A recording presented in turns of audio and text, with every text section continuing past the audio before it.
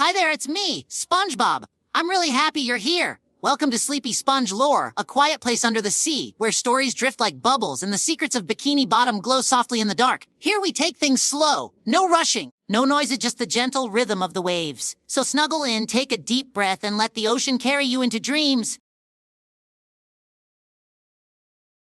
Beneath the gentle hush of the sea, before names had meaning, and before memories could gather, something small drifted into being.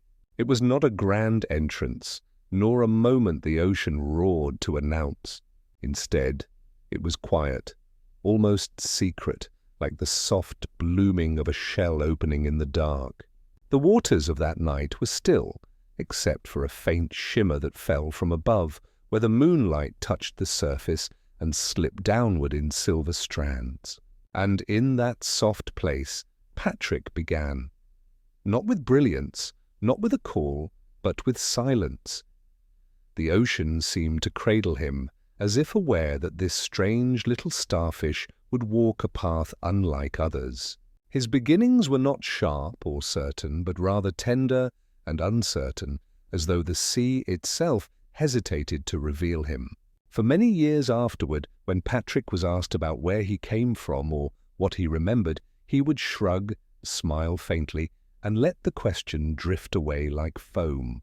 It wasn't that he didn't know, it was that the knowing was too delicate to put into words. As a child, Patrick was different in ways too subtle for most to notice.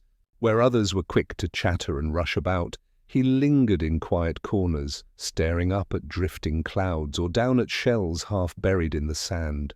He would forget simple tasks like tying a knot or holding on to his lunch, but he never forgot the shapes of voices. Not the words themselves, those always slipped away, but the way words felt, the hushed tremble of someone afraid, the soft music in a friend's laugh, the hidden ache behind an apology. He absorbed these textures without meaning to, as though his heart was tuned to a frequency no one else quite heard. At first it seemed like clumsiness, nothing more. He tripped over his own feet. He misplaced things that were already in his hands. He often sat for hours gazing at nothing at all, while others wondered if he had simply fallen asleep with his eyes open. Yet beneath this bumbling exterior there was a strange, unspoken rhythm. Patrick was listening. Not to the bustle around him, not to the words themselves, but to the spaces between them. The quiet, where truths seemed to hum, waiting to be felt. It was during one hazy afternoon, when the tide was low and the air shimmered with heat, that he first noticed it clearly. A small crab scuttled past, clicking and muttering in its own restless way. To anyone else it was just noise, a background sound in a busy day. But to Patrick, the crab's rhythm felt like a drumbeat of loneliness, a hollow thump hidden beneath the clatter. He tilted his head, confused, then reached down with clumsy fingers to offer a crumb from his sandwich. The crab hesitated, then accepted it, and for a moment the hollow thump softened. Patrick didn't know why he'd done it, only that it had felt right. From then on, he began noticing these hidden murmurs everywhere. The way a jellyfish pulsed, with a rhythm that felt like longing. The way the kelp swayed, not just with the current, but with something like sadness, as if it bent beneath more than water.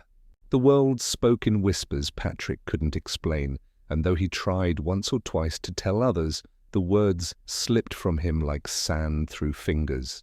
What could he say? That silence itself had a sound? That hearts hummed quietly beneath their shells. He chose instead to keep it close, a secret not of pride, but of tenderness. There was one friend, though, who seemed to sense something.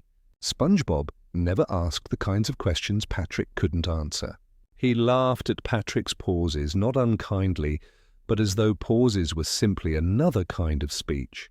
When Patrick stared too long at the clouds or the horizon, SpongeBob would sit beside him without comment, blowing bubbles until they both forgot why they had stopped in the first place. It was in those simple, shared silences that Patrick felt less alone with his strange way of hearing. And yet, even SpongeBob never knew the full truth. Not then. For the gift was still young, fragile, like a flame not yet tested by the wind. Patrick himself barely understood it, sensing only that he was walking a path shaped differently than others. But in the soft corners of his childhood, with sandwiches half-eaten and naps interrupted by dreams of distant songs, something was being woven quietly into his life. A thread of listening, of feeling, of hearing what lived beneath the words. On some nights, as Patrick drifted off beneath the glow of the moon, he would hear it more clearly. A hum, low and steady, like the ocean itself breathing. It wasn't frightening, nor was it grand. It was simply there, like a lullaby only he could hear. Sometimes it carried warmth, sometimes sorrow, but always it reminded him that the world was deeper than it seemed. And though he didn't know it yet, this gift, this hidden power of quiet hearing, would guide his life in ways both gentle and profound, carrying him into places where kindness could change the tide. For now, though he was still just a boy beneath the sea, clumsy, forgetful, tender, still learning how to hold on to sandwiches, how to walk without stumbling, how to dream without drifting too far, the ocean watched him, patient as always, waiting for the day when Patrick would begin to understand what he carried. And so his story began, not with brilliance, but with softness. A starfish born of silence, who heard the world not in words, but in whispers. Patrick's early days unfolded in a rhythm both tender and peculiar, each moment stitched together by small wonders that others often overlooked. Childhood for him was not marked by shining achievements or bold discoveries, but by quiet mistakes that somehow softened the edges of the world around him. He grew in a tide of simple joys, stacking rocks that tumbled down again, chasing bubbles that popped before he could catch them, wandering into conversations halfway through and smiling as though he had heard the whole story. To many he seemed absent-minded, a dreamer adrift in his own thoughts. Yet, underneath, something steadier was forming, like a current beneath still water. He had a way of making space for silence, even in the busiest moments. While other children clattered shells together or raced in circles through the sandy streets, Patrick lingered in the pauses, content to watch. It wasn't that he lacked energy or spirit. He could laugh as loudly as anyone when the mood struck. But more often, he was drawn to the hush that followed after laughter, when voices softened and hearts showed themselves without meaning to. In those spaces, Patrick felt most alive. There was one afternoon when the tide was particularly gentle, pulling back just enough to reveal sandbanks strewn with shells and little crabs darting for cover. Patrick wandered alone, humming tunelessly, his footsteps slow and uneven. He bent down to study a conch shell lying half buried in the sand. Most would have admired its colors or its spiral curve, but Patrick pressed it clumsily against his ear and listened. Not just for the ocean's echo, though that was there, but for something softer, like a faint pulse, steady and low. He didn't know whether it came from the shell or from himself, but in that moment he smiled, because it felt like company. Moments like these became the quiet foundation of his childhood. There was no one to explain why he heard things differently, no mentor to teach him what it meant. Still, Patrick was not lonely. He carried his secret as one carries a lullaby remembered from infancy, not fully understood, but always comforting. It guided him in small ways. When a neighbor's voice trembled with frustration, Patrick would laugh clumsily and change the subject, and soon the heaviness would fade.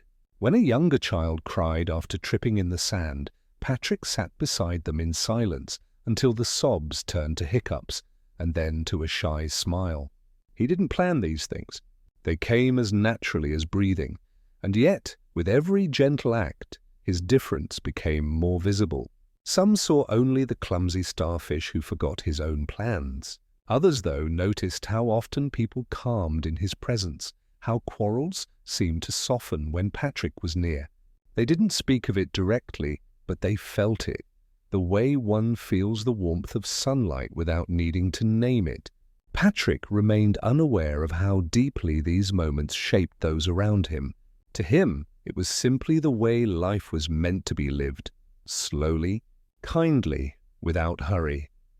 SpongeBob, ever the curious and excitable friend, sometimes tugged Patrick into adventures more energetic than he preferred. They would chase jellyfish through meadows or build sand castles that collapsed within minutes.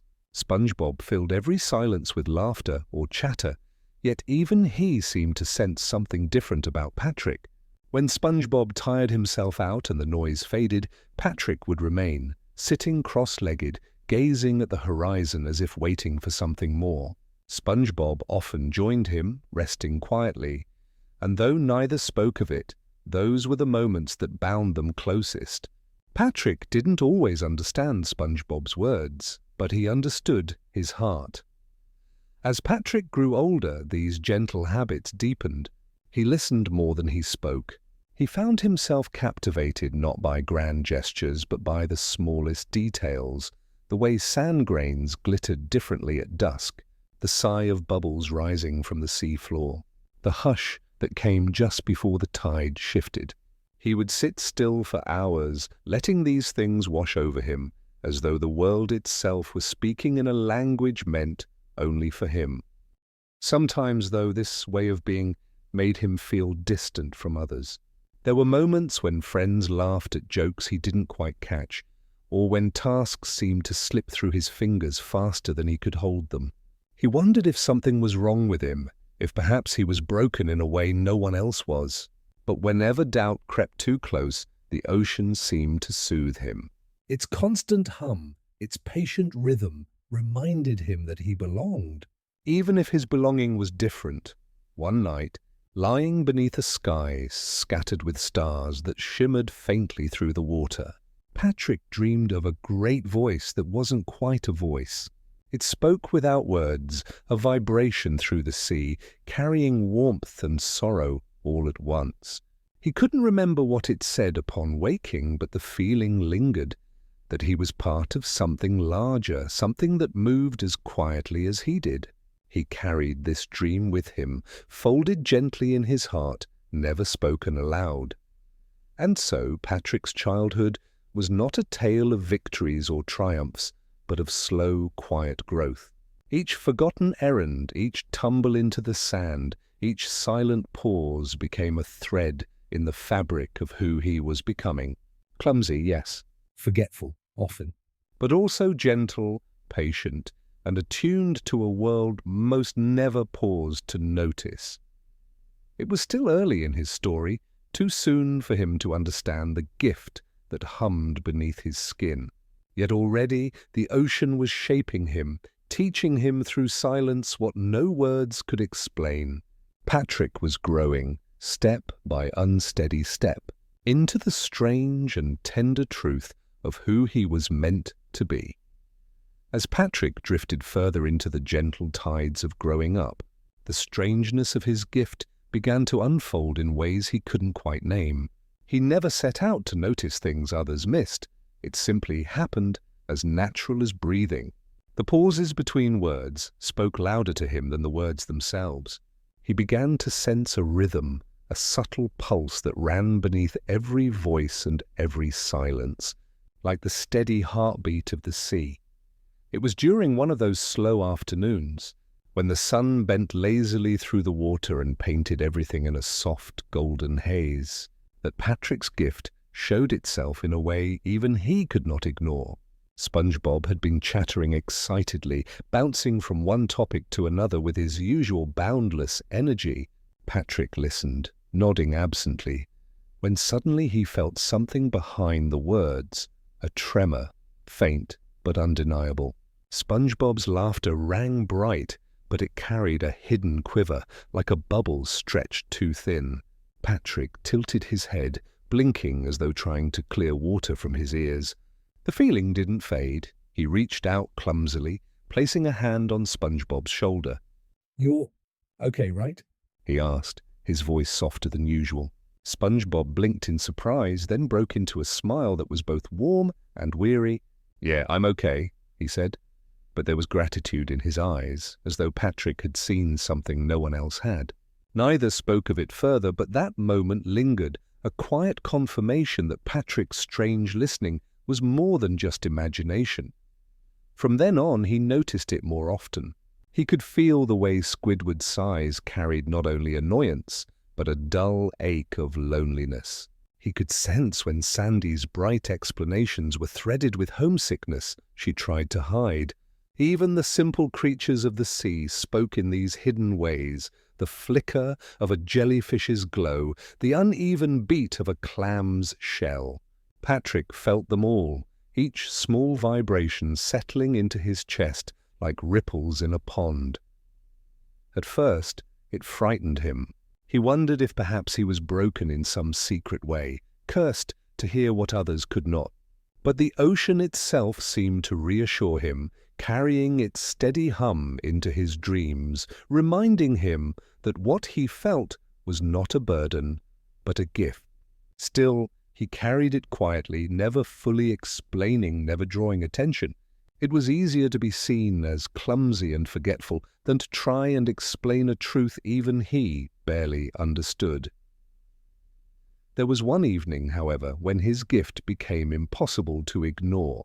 He had wandered out near the kelp fields where the water grew darker and the current whispered more strongly. A small jellyfish floated near, glowing faintly in the gloom. Patrick watched it with his usual soft wonder, until he felt something stirring in its rhythm. Its pulse was uneven, faltering, as though weighed down by something unseen. Without thinking, Patrick extended his hand.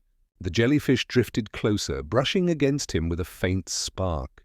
In that instant, the uneven rhythm steadied, glowing brighter, and for a fleeting moment Patrick felt the jellyfish's quiet relief, as though it had been waiting for someone to notice. Then it drifted away, leaving Patrick stunned, but strangely at peace.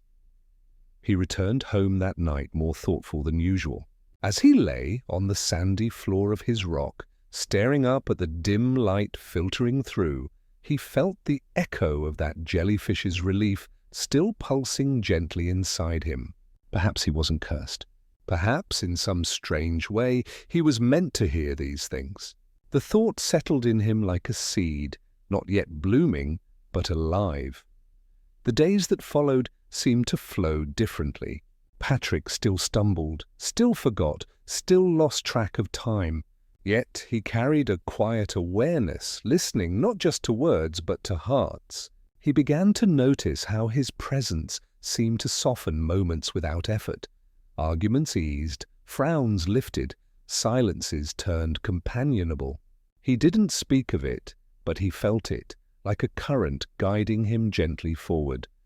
And so, without fanfare, Patrick's childhood continued to weave itself into something larger than he realized. His gift was still fragile, still unformed, but it had begun to reveal itself one heartbeat at a time. He remained the same clumsy starfish to those around him, yet within he was beginning to awaken to a hidden power, one that would carry him further than he ever expected. Beneath the waves, the ocean watched silently, patient as always, waiting for the moment when Patrick would come to understand the depth of what he carried. For now, he was still just a boy learning to listen, but already the whispers of his gift were becoming a song. Patrick's world grew slowly, like a tide, stretching further onto the shore with each passing day. And with it, his strange way of listening deepened. The jellyfish that had drifted into his life and brushed against him with its uneven pulse lingered in his memory. It had felt like more than a creature. It had felt like a companion, a messenger of something larger than himself. He didn't know why the memory stayed, but it did, humming inside him like a quiet thread, tying one moment to the next. He began to pay more attention to small lives around him. A seahorse darting between rocks carried a jittering rhythm that softened when Patrick reached out a hand.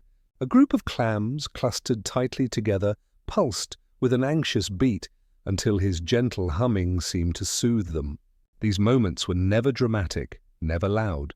They were fleeting exchanges, an anxious rhythm calmed, a lonely vibration softened, a sigh hidden within the ocean's silence. Patrick never spoke of them, not even to SpongeBob, but each one left an imprint, deepening his sense that he belonged to something quiet and unseen, and still, life in Bikini Bottom moved in its ordinary, silly ways. SpongeBob dragged Patrick into games of jellyfishing, bubble contests, and sandcastle competitions, all full of laughter and noise. Patrick bumbled through, often tripping, forgetting the rules, or accidentally eating the props. Yet, beneath all the laughter, his listening gift remained steady. Sometimes, when SpongeBob giggled uncontrollably, Patrick would notice that faint quiver beneath the brightness, a hidden longing for something unspoken. Sometimes, when Squidward scolded them, his voice sharp and clipped, Patrick could hear the hollow thrum of tiredness beneath the irritation. Patrick didn't try to fix these things. He didn't know how. Instead, he responded in his own way, with clumsy kindness, with presence, with a kind of patience that felt effortless. He would simply sit or laugh or nod at the right time, and somehow the tension would ease. He didn't need to understand the words fully. He only needed to understand the hearts behind them. One evening, long after SpongeBob had skipped home humming his usual cheerful tune, Patrick lay alone on the sandbank. The moonlight spread across the water in silver ribbons, and the ocean breathed around him in long, slow waves. As he watched the stars through the shifting surface above, he felt that familiar hum again, the ocean's voice, low and endless. It was not a voice of commands or instructions, but of presence, a lullaby, steady and patient, wrapping around him like a blanket. He listened until he drifted into dreams, and in those dreams he walked through an ocean lit by soft lanterns, each one pulsing with a rhythm of its own. Some were joyful, some heavy with sorrow, but together they made a song woven of countless lives. Patrick walked among them, not to change them, but to hear them, and in that hearing he felt whole. When he woke, the dream still clung to him, fragile but bright. It gave him a sense of direction he couldn't quite explain. He began to realize that his gift wasn't about understanding words or solving problems. It was about being present, about noticing what others overlooked, about holding the quiet so gently that others felt safe within it. He didn't know if it was a purpose or just a way of being, but it felt true. The jellyfish returned one day, faintly glowing in the twilight, and drifted close once again. Patrick reached out with his clumsy hand, and it brushed against him, its pulse steady this time, strong and sure. For a moment, Patrick felt a warmth rush through him, not as if he had healed the creature, but as if they had simply shared a moment of recognition. It was a reminder that he was not alone in his listening, that somewhere in the fabric of the ocean he belonged. From then on, Patrick carried that memory with him. The sea no longer felt vast and indifferent, but alive, patient, and aware. He walked with more steadiness, even in his clumsiness, because he felt the hum beneath his steps. He didn't tell anyone, not because he was hiding it, but because it felt like trying to explain a dream, something too fragile, too sacred to place into ordinary words. And so, his days of small kindnesses and soft listening continued. Each stumble, each laugh, each pause in the middle of silence became another thread in the quiet tapestry he was weaving. He didn't yet know where it would lead, but deep inside Patrick began to sense that his strange way of hearing was not just a quirk or an accident. It was a gift the ocean had entrusted to him, a secret melody that would guide him through the tides of his life. Patrick's days passed like soft tides, rising and falling with a rhythm that never hurried. He was still clumsy, still forgetful, still the starfish who might fall asleep halfway through a sandwich. But beneath those simple surface things, something inside him was quietly forming. His listening was no longer just a faint hum or a half-noticed tremor. It had begun to take shape, steadying, deepening, as though the ocean itself was slowly teaching him to hear. The jellyfish that had once drifted into his life did not stay, but its presence lingered like a gentle aftertaste. Patrick found himself scanning the waters often, wondering if it would return. He never told SpongeBob about it. How could he? To SpongeBob, jellyfish were playmates to chase, bright balloons in a meadow of laughter. For Patrick, that one glowing creature had been more than a companion. It had been proof that his listening was real, that he wasn't imagining the hidden songs of the sea, and yet Patrick's life remained ordinary on the surface. He and SpongeBob built lopsided sandcastles that washed away before they could finish. They chased bubbles until they grew dizzy and laughed until their sides ached. They took naps under the wide blue sky, drifting into dreams that smelled faintly of salt and sunlight. These small moments stitched Patrick's days together, anchoring him to a simple happiness. But always, beneath the laughter, the hum continued, soft, steady, patient. One afternoon, SpongeBob burst into Patrick's yard with his usual enthusiasm. Let's go jellyfishing, he shouted, his eyes wide with excitement. Patrick blinked slowly, rubbing his eyes after waking from a nap. He nodded, because he always nodded to SpongeBob's invitations, even when he didn't fully understand them. They wandered to the fields together, nets in hand, the water glowing with shafts of afternoon light. SpongeBob darted about, laughing, swinging his net at every shimmer. Patrick followed more slowly, watching. He didn't chase as much as he listened. Each jellyfish carried a rhythm, some quick, some uneven, some slow and calm. He noticed one in particular, smaller than the rest, glowing faintly as it drifted near the edge of the meadow. Its pulse was faint, irregular, almost like a heart struggling to keep time. Patrick's chest tightened in recognition. He stepped closer, his net forgotten, and held out his hand. The jellyfish hesitated, then floated into his palm. The faint spark of its body tingled against his skin, and Patrick closed his eyes. For a moment, he felt its weariness, its fragile pulse like a candle flickering in the wind. He didn't try to fix it. He didn't even know if he could. He simply listened, holding the creature gently, letting it rest. Slowly, the rhythm steadied. The jellyfish glowed brighter, pulsing with new strength, and then drifted free again, its movements smooth and graceful. Patrick opened his eyes, blinking. SpongeBob was still running and laughing, unaware of what had just happened. Patrick smiled softly. He didn't need anyone else to see. The moment was for him and the jellyfish alone. Walking home that evening, Patrick felt a new kind of warmth. His gift wasn't just about noticing anymore. It was about being present, about offering space where others could steady themselves. He didn't know if it was power or simply kindness, but it felt right. It felt true.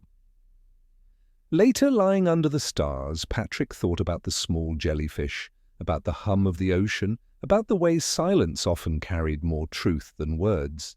He wondered if this was his purpose, to be a listener, a keeper of quiet, someone who helped not by doing, but by being. The thought wrapped around him like the tide, steady and comforting. And as he drifted to sleep, he felt it again. The ocean's song, low and endless, weaving through his dreams. It was not a call to action or a command. It was a reminder that even in clumsiness, even in forgetfulness, Patrick was part of something larger. He was not alone. He was never alone. The days continued in their gentle rhythm, each one drifting into the next, like waves folding quietly upon the shore.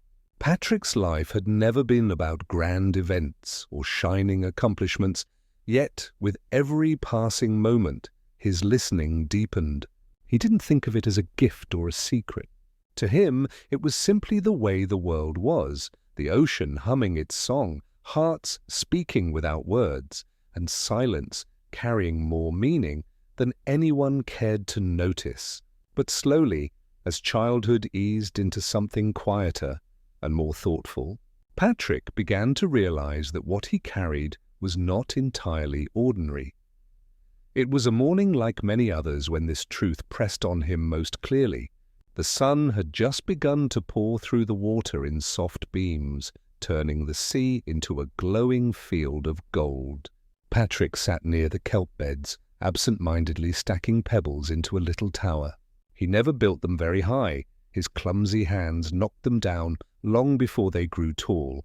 But he liked the rhythm of it, the rise and fall, the way the stones seemed patient with him, as though they, too, knew the value of starting over. As he worked, a small fish darted near, flitting in nervous circles. Patrick felt it before he truly saw it, the uneven thrum of its fear, rapid and sharp, like a drum beat out of rhythm. He set the pebble down carefully and watched. The fish darted this way and that, too restless to settle. Without thinking, Patrick hummed softly, a tuneless murmur that carried more feeling than sound. His voice wasn't pretty, not polished or clear, but it was steady, slow, patient. The fish paused, its movements eased, and then, as though comforted, it drifted away into the kelp, calmer than before. Patrick sat there, staring at the ripples the fish had left behind. He had done nothing extraordinary. He hadn't caught it, healed it, or spoken to it in words. He had simply been present, humming softly, and somehow that had been enough. For the first time, Patrick wondered if his way of listening might be more than a quiet quirk.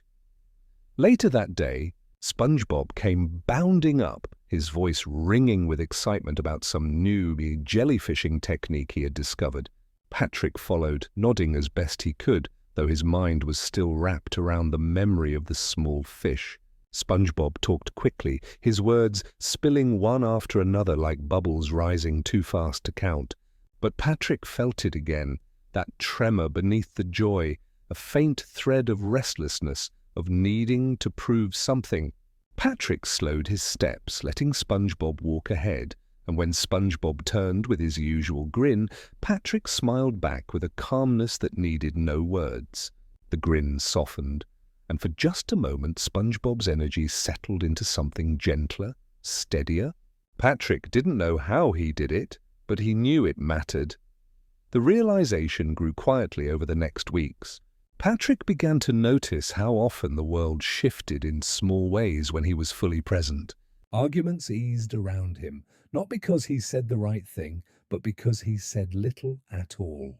Friends leaned into his silences as though finding comfort in the space he held. Even the sea creatures seemed to settle when he watched them with his slow, patient gaze. It wasn't power in the way others thought of it. It wasn't strength or brilliance or cleverness. It was something softer, something that worked in quiet ripples instead of crashing waves. And yet, Patrick carried it carefully, never boasting, never explaining. He didn't need to. To explain it would have been to diminish it, to make it smaller than it was. Instead, he let it flow through his life like the tide, gentle, unnoticed by most, but shaping everything it touched. One evening, as the horizon blushed with the fading glow of the sun, Patrick sat with SpongeBob outside his rock. They shared sandwiches, though Patrick's was mostly crumbs by the time he remembered to eat it. SpongeBob chattered on about his day, his laughter rising and falling like the tide itself.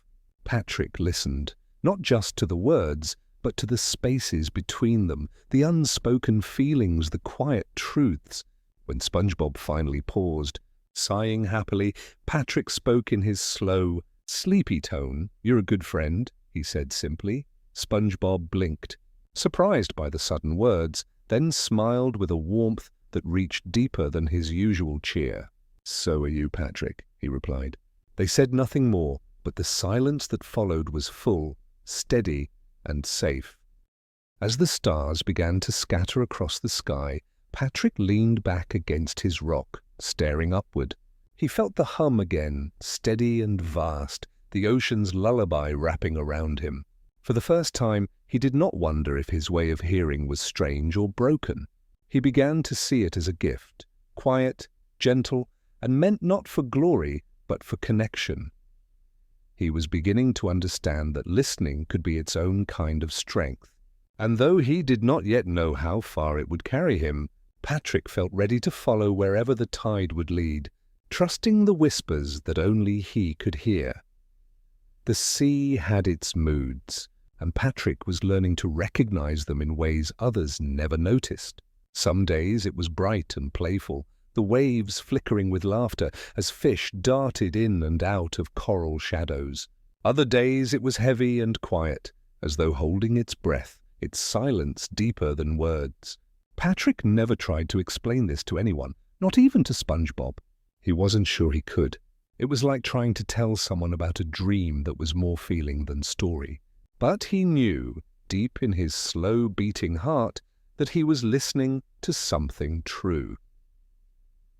One afternoon, as the tide carried its soft hum through the fields of jellyfish, Patrick wandered further than usual. He didn't mean to, it was just his way.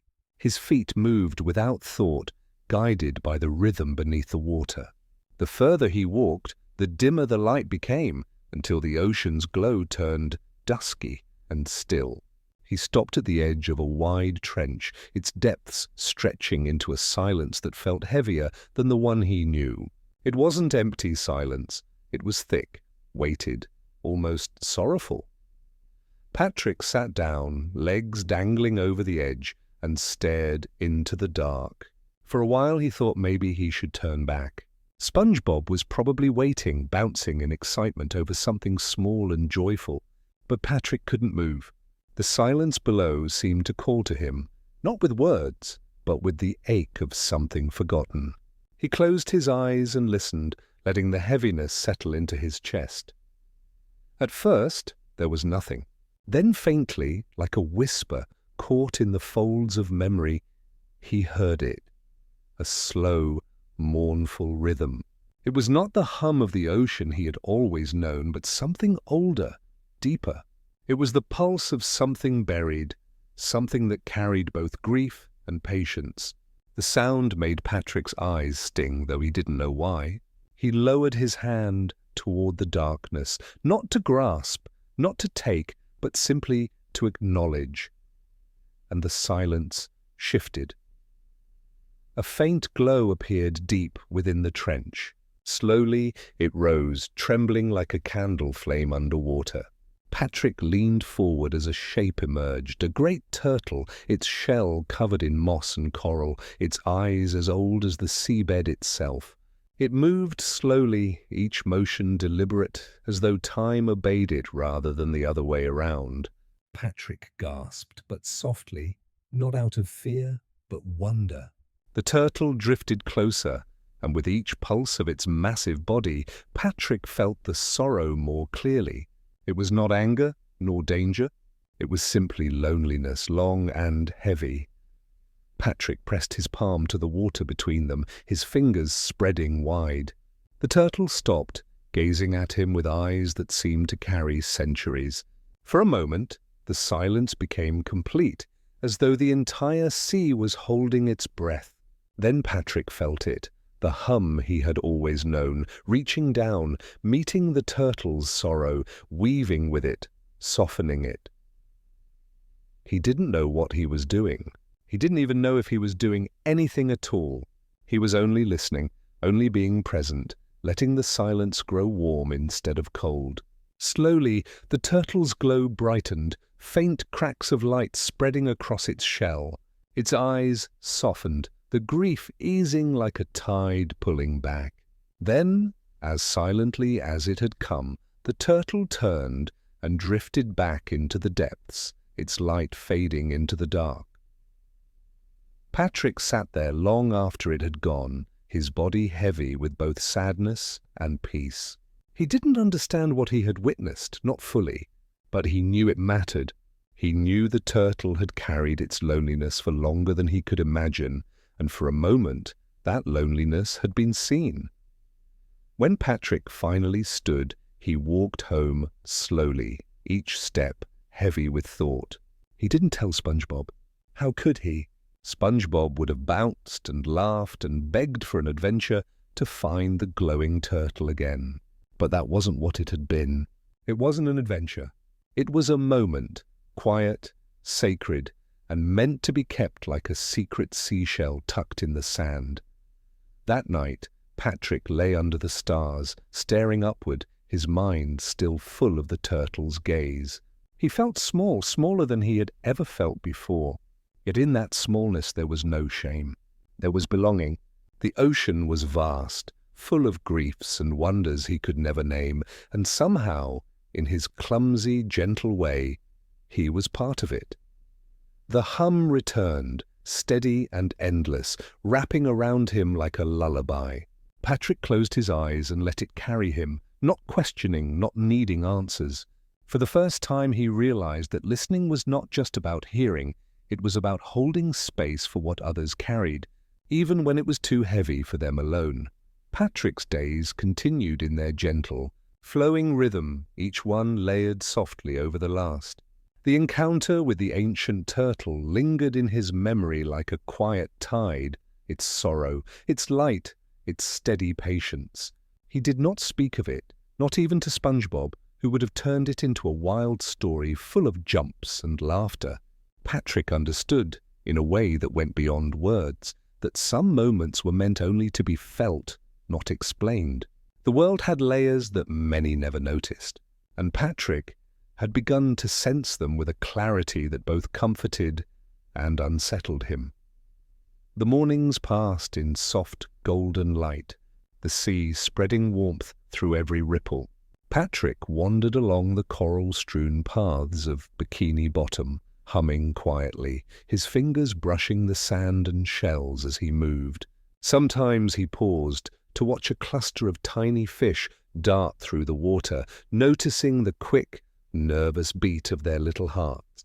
At other times he would sit near a kelp forest, listening to the swaying fronds, hearing not only the water's movements, but the tiny whispers of life that passed through it. Each sound, each pulse, each tremor carried a story Patrick could feel, even if he could not translate it. One afternoon, as Patrick shuffled lazily along the sand, he came across Squidward sitting alone outside his house, painting his latest artistic creation. Normally, Patrick might have waved and wandered on, unaware of the small currents beneath the surface of Squidward's day. But today something made him pause. There was a tremor in Squidward's movements, subtle but persistent, a hidden weight under his usual size and muttered complaints. Patrick tilted his head and squatted nearby, quietly observing. Squidward didn't notice him at first. He painted in short, precise strokes, muttering under his breath. Patrick did not speak. He simply hummed softly, a sound gentle and unassuming. The hum carried no words, no judgments, only presence. Slowly, the tremor in Squidward's hands eased. The sighs softened. The brush strokes, once stiff and anxious, began to flow with something like calm. Patrick smiled faintly, not needing acknowledgement. The world had shifted, gently, quietly, without spectacle. Later, SpongeBob bounded up, full of energy as usual, oblivious to the subtle transformation Patrick had inspired. "Hey, Patrick!" Let's race to Jellyfish Fields, he shouted, arms flailing with excitement. Patrick nodded slowly, rising to follow, though he moved more deliberately than SpongeBob, letting his eyes wander over the tiny, unnoticed corners of the world. He noticed a tiny snail tucked beneath a rock, trembling slightly. Patrick paused, crouching and humming softly, letting the snail's fear ease in the gentle vibration of his presence. It twitched less and finally emerged, curling along the sand as though emboldened by the quiet. SpongeBob, too busy spinning in circles, did not notice, but Patrick didn't mind. He rarely needed anyone to see. The afternoon passed in soft motion, the two friends chasing jellyfish and laughing in bursts that contrasted with Patrick's steady calm. He sometimes stumbled, sometimes forgot what he was doing, but his attention never wavered from the world's hidden hum. The strange gift, which had once been barely perceptible, was becoming more defined. He was learning how to hold the quiet, how to let it ripple outward without forcing it. That night, Patrick lay beneath the gentle glow of bioluminescent coral, staring up at the darkened surface above. The The hum returned, steady and patient, winding through his chest. He remembered the turtle, the small fish, even Squidward's softened hands. He realized that each life he touched was not a task to accomplish, but a current to move alongside. He did not create the calm. He simply listened, and in doing so the world relaxed. As he drifted towards sleep, Patrick reflected quietly on these lessons. Listening was not the same as understanding. It was not the same as knowing. It was patience, presence, and acceptance. It was noticing without judgment, offering space without expectation. And in this gentle practice, Patrick felt himself changing, quietly and profoundly. He was no longer just clumsy, forgetful Patrick. He was Patrick, who could feel the hidden rhythms, Patrick, who could ease the unseen burdens of the world simply by being. The sea hummed, a low, endless lullaby, and Patrick closed his eyes, letting it carry him. Somewhere deep in the currents, life pulsed with its usual chaos and joy, yet Patrick moved through it with a soft certainty. He had learned that even the smallest presence could matter. Even the quietest touch could heal. And as he drifted into dreams, he carried with him a sense of belonging he had never known before. The ocean whispered its endless truths, and Patrick, steady and gentle, listened as always, ready for the lessons the tide would bring next. Patrick's world was expanding, though not in loud or obvious ways. The days flowed quietly, stitched together by the rhythm of the sea, the soft chatter of friends, and the gentle pulse of hidden currents that only he seemed to hear. The gift he carried had grown steadily, like a small flame learning to breathe. He could feel the subtle tremors of the world, the unspoken emotions of those around him, the fragile whispers of life beneath the waves. And though he remained clumsy and forgetful in many ways, there was a depth forming inside him that few could see. It began one morning as the sun poured weakly through the water, scattering light like tiny golden specks across the sand. Patrick was wandering near a rocky outcrop, humming softly when he heard it, a tremor, faint but distinct, coming from the direction of the town square. Curious, he shuffled toward the sound, moving with careful, deliberate steps. There he saw a group of small fish crowded around a trembling baby clam. The creature was quivering violently, caught in a panic over some imagined danger.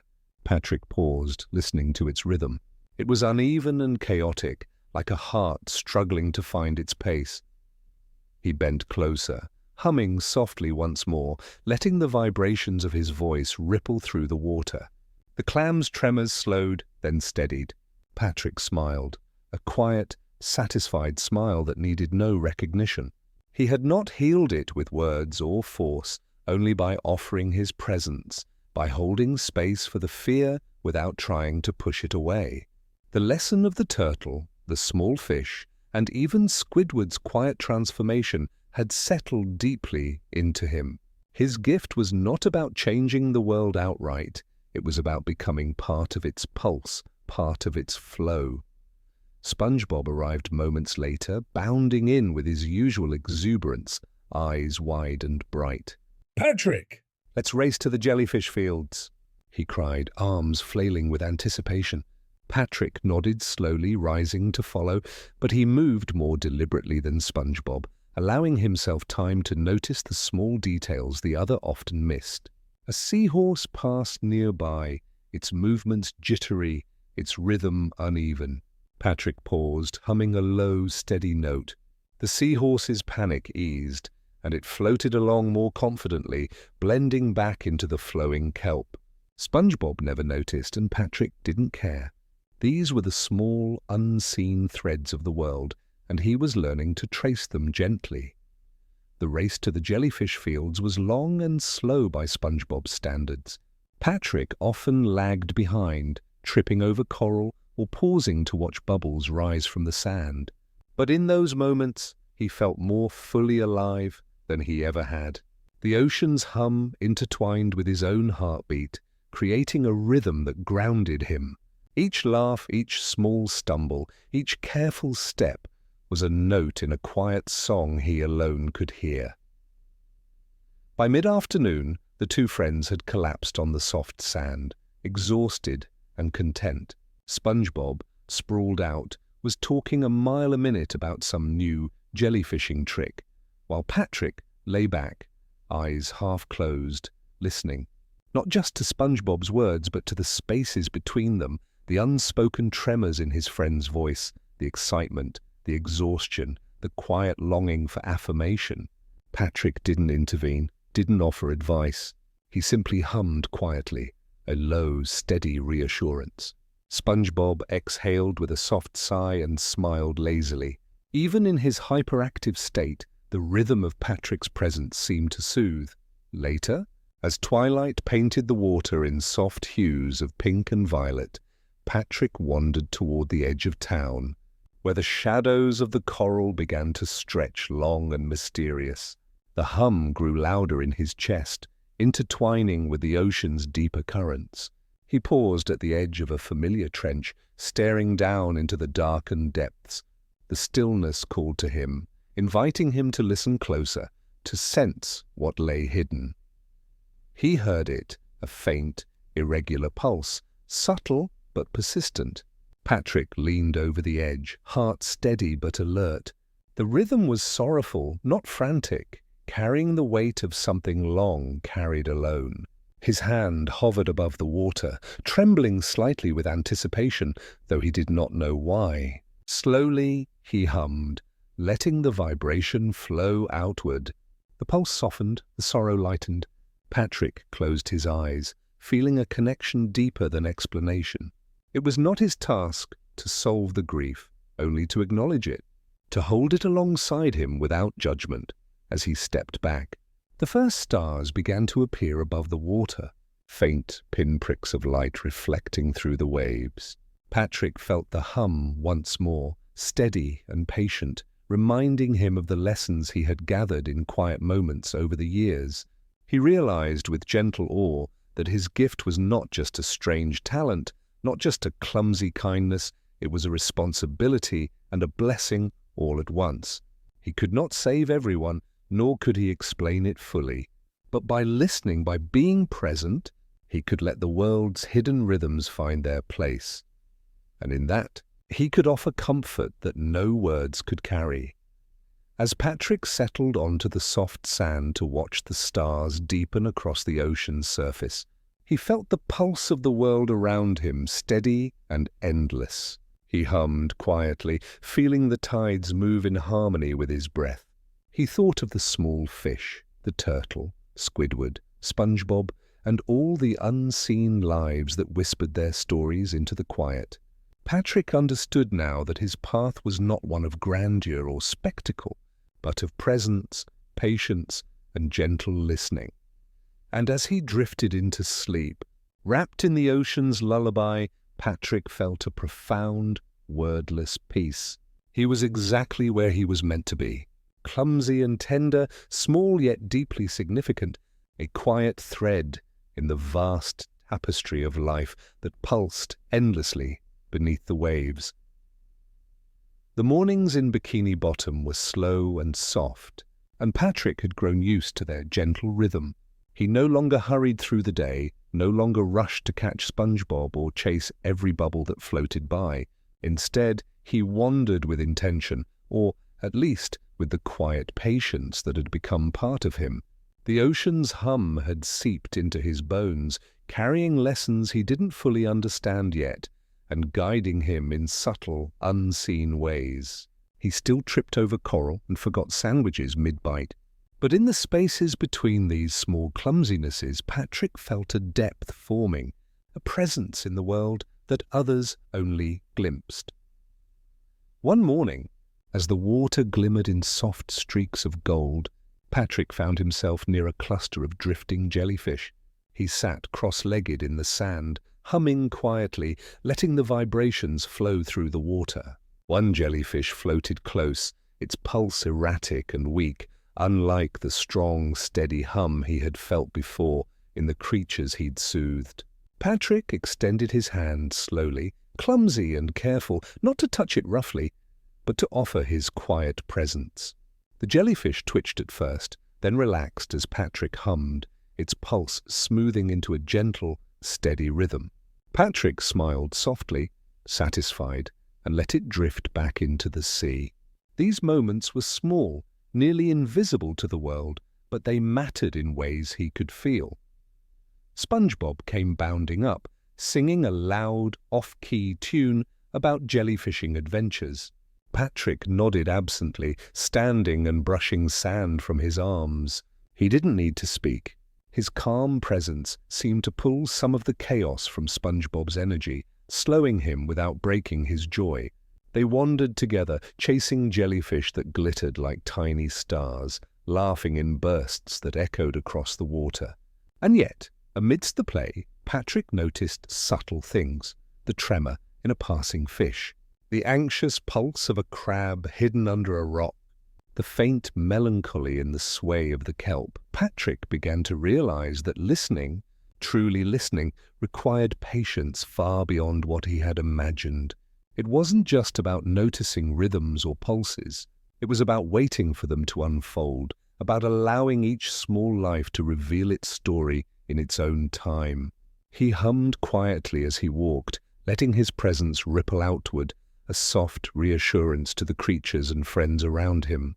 And though SpongeBob never remarked on it, Patrick felt the calm influence threading through their small adventures, steadying chaos without altering joy. That afternoon, Patrick wandered to the edge of a familiar trench, where the water deepened into shadowy quiet. He had been drawn here often, sensing layers beneath the surface that others overlooked. Today, he noticed a faint, uneven pulse, trembling like a candle flickering in a draught. Patrick leaned over the edge, listening. The rhythm carried sorrow and weariness, though not fear or danger. He hummed gently, letting the vibration flow outward, not to control, not to heal, but to acknowledge. The pulse steadied, a quiet relief settling into the water. Patrick felt it in his chest as much as he heard it, a reminder that presence alone could offer comfort. As he turned to leave, Patrick saw Squidward nearby, sitting at his easel, brush suspended mid-air. Patrick hesitated, observing. The usually irritable octopus seemed tense, his movements clipped, his sighs heavier than usual. Patrick did not approach too quickly. He simply hummed, letting the low vibration thread through the water towards Squidward. The octopus's hand relaxed slightly, the brush resuming its flow across the canvas. Patrick smiled faintly.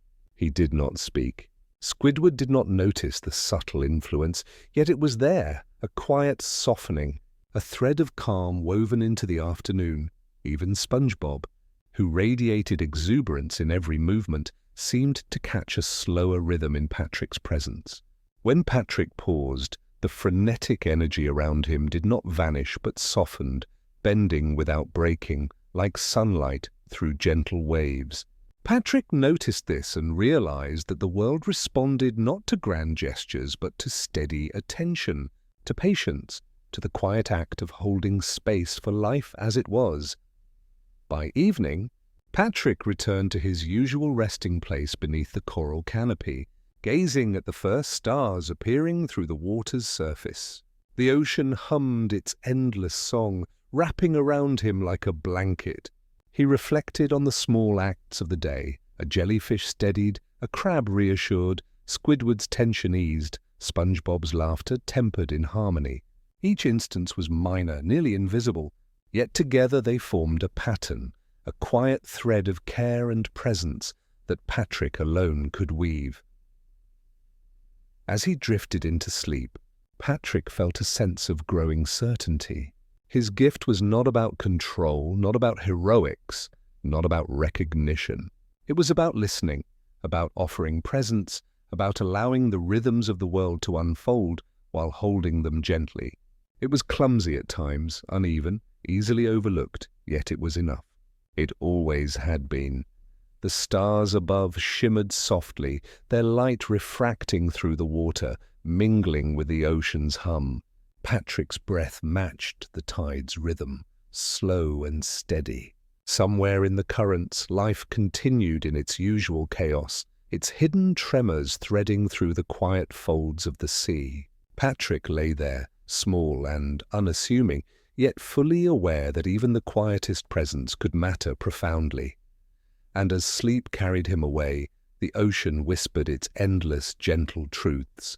Patrick listened, clumsy, tender, patient, and entirely alive in the soft heartbeat of the world.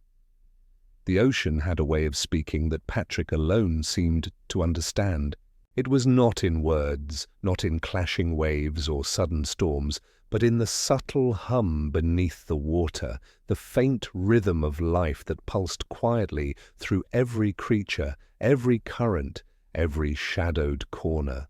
Patrick had grown accustomed to this hum over the years, learning to follow its soft guidance, letting it lead him to moments both ordinary and extraordinary. It was not a gift he flaunted, he had no desire for recognition, but it shaped him quietly, like sunlight filtering through the water, unnoticed by most but essential all the same. One morning, as the first light of the sun fractured the surface in golden beams, Patrick wandered toward a rocky shoal he had often passed without noticing. Today, though, he felt a faint vibration pulling him closer, a subtle rhythm that was almost imperceptible but insistent enough to guide his steps. As he approached, he saw a small crab trapped beneath a tangle of seaweed. Its pulse was frantic, irregular, thrumming with panic that made Patrick's chest tighten. He knelt beside it, humming softly, letting his presence flow like a gentle current through the water. The crab slowed, its trembling easing, not because Patrick had moved the seaweed, he hadn't touched it, but because it felt safe in the calm space he offered. Patrick smiled faintly. He did not speak, did not coax, did not demand understanding. He simply was, and that alone was enough to steady the tiny life before him. SpongeBob came bounding up, just as Patrick helped the crab wriggle free, eyes wide with excitement. "Patrick! Did you see me? I caught a huge jellyfish," he shouted, his voice bouncing off the rocks. Patrick nodded slowly, offering a small, absent-minded smile. He didn't need to comment. His quiet attention had already shifted the rhythm of the morning. SpongeBob's energy, wild and untamed, slowed slightly, softened in Patrick's presence. The two friends continued on toward the jellyfish fields, Patrick trailing just a step behind, watching carefully for subtle rhythms in the creatures around them. By afternoon, Patrick found himself alone near the edge of a kelp forest. The hum beneath the water grew faint but insistent, guiding him deeper into the swaying fronds. There, he noticed a small, solitary seahorse struggling against the current, its movements uncoordinated, its pulse weak. Patrick knelt slowly, humming low and steady, letting the sound vibrate through the water and into the seahorse's tiny body. Its pulse steadied, its movements smoothing into a graceful drift. Patrick smiled faintly, feeling a quiet warmth in his chest. It was a reminder that even the smallest, seemingly insignificant moments held meaning. That attention alone could bring solace to lives unnoticed by others. Later, as the sun began to fade toward the horizon, Patrick wandered back toward town, noticing Squidward sitting alone near his house, sketching in his notebook. The octopus's movements were tense, his brushstrokes sharp and clipped. Patrick crouched nearby, humming softly, letting his low, steady vibrations reach Squidward. Gradually, the brush strokes loosened, the tension in Squidward's shoulders eased, and for a brief moment, Patrick caught the faintest trace of a smile on his friend's face. Squidward did not speak, did not acknowledge the change, yet the moment felt profound to Patrick. Presence, patience, and quiet attention, these were his tools, simple but powerful in ways the world rarely recognized. That evening, Patrick returned to his favorite resting place beneath a canopy of coral, the first stars beginning to sparkle faintly above the water's surface. He lay back on the soft sand, listening to the ocean's hum winding through the water, threading around him like a warm, invisible blanket. He thought of the creatures he had helped that day, the crab, the seahorse, Squidward, even SpongeBob in his subtle, joyful chaos. Each had its own rhythm, its own pulse, its own story, and in some small way, Patrick had become part of each, offering quiet steadiness in a world that often ignored such gentle acts. He thought about the jellyfish, the small fish, the turtle from years past, and realized how far he had come. His gift, or his way of being, was no longer a faint, fragile tremor. It was steady now, reliable, a quiet force that shaped the day without fanfare. Patrick did not seek glory, did not need acknowledgement. He simply understood that listening, truly listening, was a form of care, a way of weaving comfort into the lives of others without demanding anything in return. As night fell and the water turned a deeper shade of blue, Patrick felt the hum in his chest merge with the ocean's eternal rhythm. He closed his eyes, letting the tide carry him gently into dreams, each breath a soft echo of the calm he offered the world. The small victories of the day, unnoticed by most, settled into his heart, leaving him with a quiet sense of fulfillment. Somewhere deep in the ocean, life pulsed on with all its chaos and complexity. Patrick lay beneath it all, clumsy, tender, patient, yet fully aware that even the smallest presence could ripple outward in ways unseen but deeply felt. The sea whispered its endless, gentle truths, and Patrick listened, as always, ready for whatever quiet lesson the tides would bring next. The days had grown longer now, stretching lazily across the ocean like the slow drift of a current. Patrick moved through them with a sense of quiet certainty he had never known before. He still tripped over coral, forgot to eat sandwiches, and sometimes nodded absent-mindedly in response to SpongeBob's constant chatter. But beneath those small clumsinesses, a deeper rhythm had taken root in him, a steady hum that mirrored the ocean's own pulse. He was learning to follow it, to let it guide him to moments that mattered, even when they were subtle, quiet, and easily overlooked. One morning, Patrick awoke beneath the soft glow of the rising sun, the water shimmering in pale gold. He wandered lazily along the edge of town, humming softly to himself as he often did. His attention drifted to a small cluster of anemones swaying gently in the current. A tiny shrimp had become entangled in the tendrils, thrashing in panic. Patrick knelt slowly beside it, humming low and steady. The vibrations rippled outward, meeting the shrimp's fear with patience rather than force. Its frantic movements slowed, then ceased, and it slipped free, drifting back into the gentle sway of the anemones. Patrick smiled softly, satisfied not because anyone else had seen, but because he knew he had eased the small life struggle. SpongeBob came bounding up, eyes wide and brimming with energy, singing a jumble of nonsense lyrics about jellyfish and adventure. Patrick nodded lazily, offering a small, absent-minded smile. He didn't interrupt, didn't try to match SpongeBob's energy. He let his calm presence mingle with the exuberance, softening it, giving it a slow, steady rhythm without diminishing the joy. The two friends wandered toward the jellyfish fields, Patrick's movements deliberate, his attention drawn to the tiny pulses of life around him. By mid-afternoon, Patrick had wandered away from the bustling field, drawn instead to the edge of a shadowed coral ravine. He paused, sensing a faint tremor, subtle but insistent, coming from the depths below. A young sea turtle was trapped in a cluster of kelp, struggling, its pulse uneven, its breathing frantic.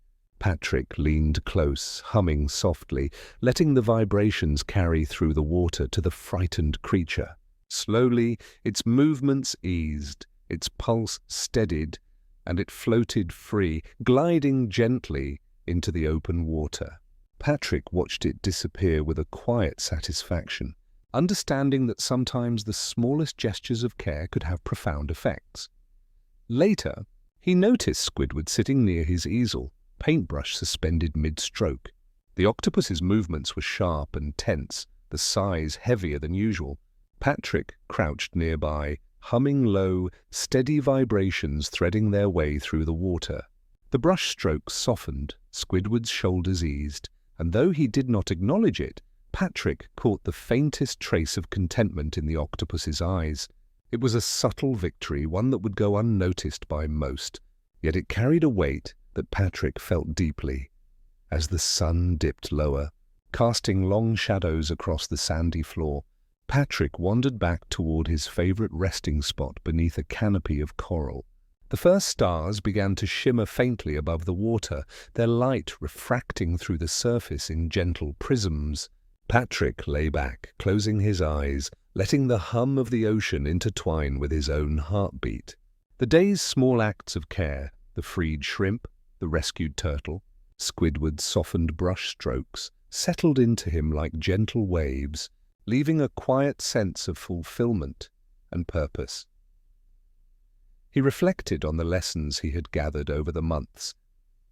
Listening was not about words, not about action, not about recognition. It was about presence, patience, and understanding.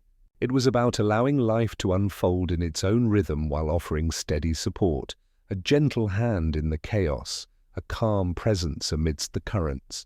Patrick realized that this was his way of connecting with the world, his own quiet form of influence, subtle but profound. The ocean whispered its endless song, a low hum that wrapped around him like a soft blanket. Patrick felt it echo in his chest, a reminder that even the smallest presence could ripple outward in unseen ways, touching lives in ways the eye could not see. He thought of SpongeBob, of Squidward, of the turtles, the jellyfish, and all the hidden creatures whose tremors he had eased, even if they never knew it.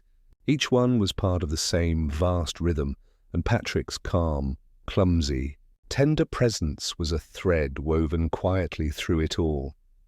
Night fell fully, the water darkening to deep sapphire and the stars above reflected faintly in the waves. Patrick breathed slowly, matching the ocean's gentle pulse, and felt a deep peace settle over him. There was no rush, no expectation, no demand. There was only the rhythm of life, the hum beneath the waves, and his own patient heartbeat echoing softly in harmony. And as he drifted into sleep, wrapped in the quiet embrace of the sea, Patrick understood something fundamental. That presence, patience, and quiet care were more powerful than any flashy gesture, more enduring than any loud declaration. The hum of the ocean, the rhythm of life, and his gentle attention were enough, always enough. The night deepened, the ocean whispered, and Patrick listened, steady, tender, and fully awake in the soft, endless heartbeat of the world.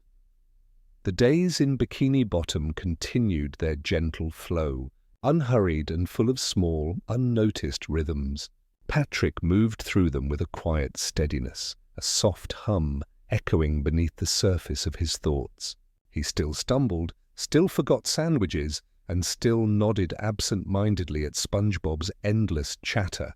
But now there was a deeper layer beneath the clumsiness, a steady presence, a rhythm that allowed him to hear, to feel, to notice the currents of life around him in ways few others could. One morning, as the sun's rays fractured through the water in long streaks of gold, Patrick wandered toward a familiar kelp forest. The swaying fronds called to him in subtle whispers, the tiny tremors of life threading through the water like invisible currents. As he moved among them, he noticed a small school of fish clustered tightly, their pulses uneven and quick. Patrick crouched in the sand, humming low and steady. The vibrations threaded outward, mingling with the tremors of the frightened fish. Slowly, the pulse of the school eased, the frantic movements softening into a gentle, fluid dance. Patrick smiled faintly, feeling the quiet satisfaction of a small, unseen act of care. SpongeBob appeared moments later, bouncing with his usual energy, eyes bright with excitement. Patrick, look! I found a giant bubble. he shouted, waving a translucent globe that shimmered in the sunlight. Patrick nodded slowly, offering a small, absent-minded smile. He did not speak, did not try to match SpongeBob's frantic energy. He allowed his calm to mingle with SpongeBob's enthusiasm, softening the frenzied rhythm without diminishing the joy. Together they wandered through the jellyfish fields, laughter rising and falling like the gentle waves, Patrick moving at his own deliberate pace while remaining aware of the small tremors around him, the nervous flutter of a passing shrimp, the subtle sway of a crab hidden beneath the sand. By afternoon, Patrick found himself drawn away from the busy fields toward a shadowed trench he had visited before. The hum beneath the water grew faint but insistent, guiding him deeper into the darkened depths. There he discovered a tiny octopus trapped beneath a mass of tangled seaweed, its pulse rapid and uneven, its movements panicked. Patrick knelt beside it, humming softly, letting the vibrations flow through the water and into the creature's small body. Gradually, the octopus relaxed, its pulse steadied, and it slipped free, gliding into the current with a slow, graceful rhythm. Patrick watched it go, feeling a quiet warmth in his chest. These moments, unnoticed by others, were the ones that carried the most weight, the ones that reminded him of the value of presence later. Patrick wandered near Squidward's house, finding the octopus at his easel once again. His brush strokes were sharp, his shoulders tense, his sighs heavier than usual. Patrick crouched nearby, humming low, steady vibrations threading through the water. The tension in Squidward's movements eased subtly, the brush strokes softened, and though Squidward did not acknowledge it, Patrick caught a fleeting sense of relief in the octopus's eyes. No words were needed. Presence alone had carried the weight, softening the moment without fanfare or acknowledgement. As evening approached, Patrick returned to his usual resting place beneath a canopy of coral, the first stars beginning to glimmer faintly above the water. He lay back on the soft sand, listening to the ocean's hum, feeling it thread through his chest, through every small beat of his heart. He thought of the creatures he had encountered that day, the small school of fish, the trapped octopus, even Squidward, and realized how deeply connected they all were by rhythms often invisible, by tremors and pulses unnoticed by most. And Patrick, clumsy and tender, had become a part of that invisible pattern, a quiet, stabilizing force in the ebb and flow of life. He reflected on the lessons that had settled into him over the months. Listening was not about words, nor about action, nor about recognition. It was about presence, patience, and understanding. It was about creating space for life to unfold in its own rhythm, offering support without interference, care without expectation.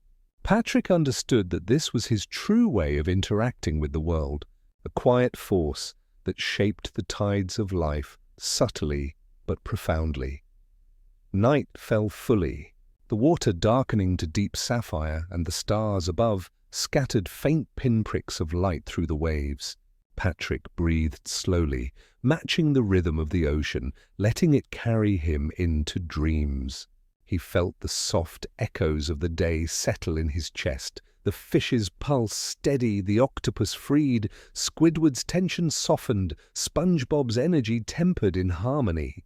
Each small act was a thread woven gently into the vast tapestry of life, a pattern unnoticed by most, but deeply felt by those who were willing to pause and observe. And as he drifted into sleep, Patrick realized something profound. His gift, his gentle, clumsy, patient presence was enough. Presence, patience, and quiet care rippled outward in ways that words could not capture, offering solace, comfort, and stability to a world that rarely noticed such subtleties. The ocean whispered its endless truths around him, and Patrick, steady and tender, listened with his whole being, ready for the quiet lessons that the tides would bring next. The hum of the sea pulsed gently through the night, carrying Patrick deeper into dreams, into a rhythm as old and endless as the water itself. The mornings in Bikini Bottom had grown soft and predictable, though Patrick now moved through them with a sense of quiet awareness that made even the familiar feel new. He wandered along the sandy paths between coral formations, humming low and steady, letting the vibrations mingle with the gentle pulse of the ocean. Life continued around him with its usual chaos. SpongeBob's laughter, Squidward's sighs, the random bursts of bubbles rising from the sand. But Patrick had learned to thread himself through it all, a small, steady presence in the swirl of activity.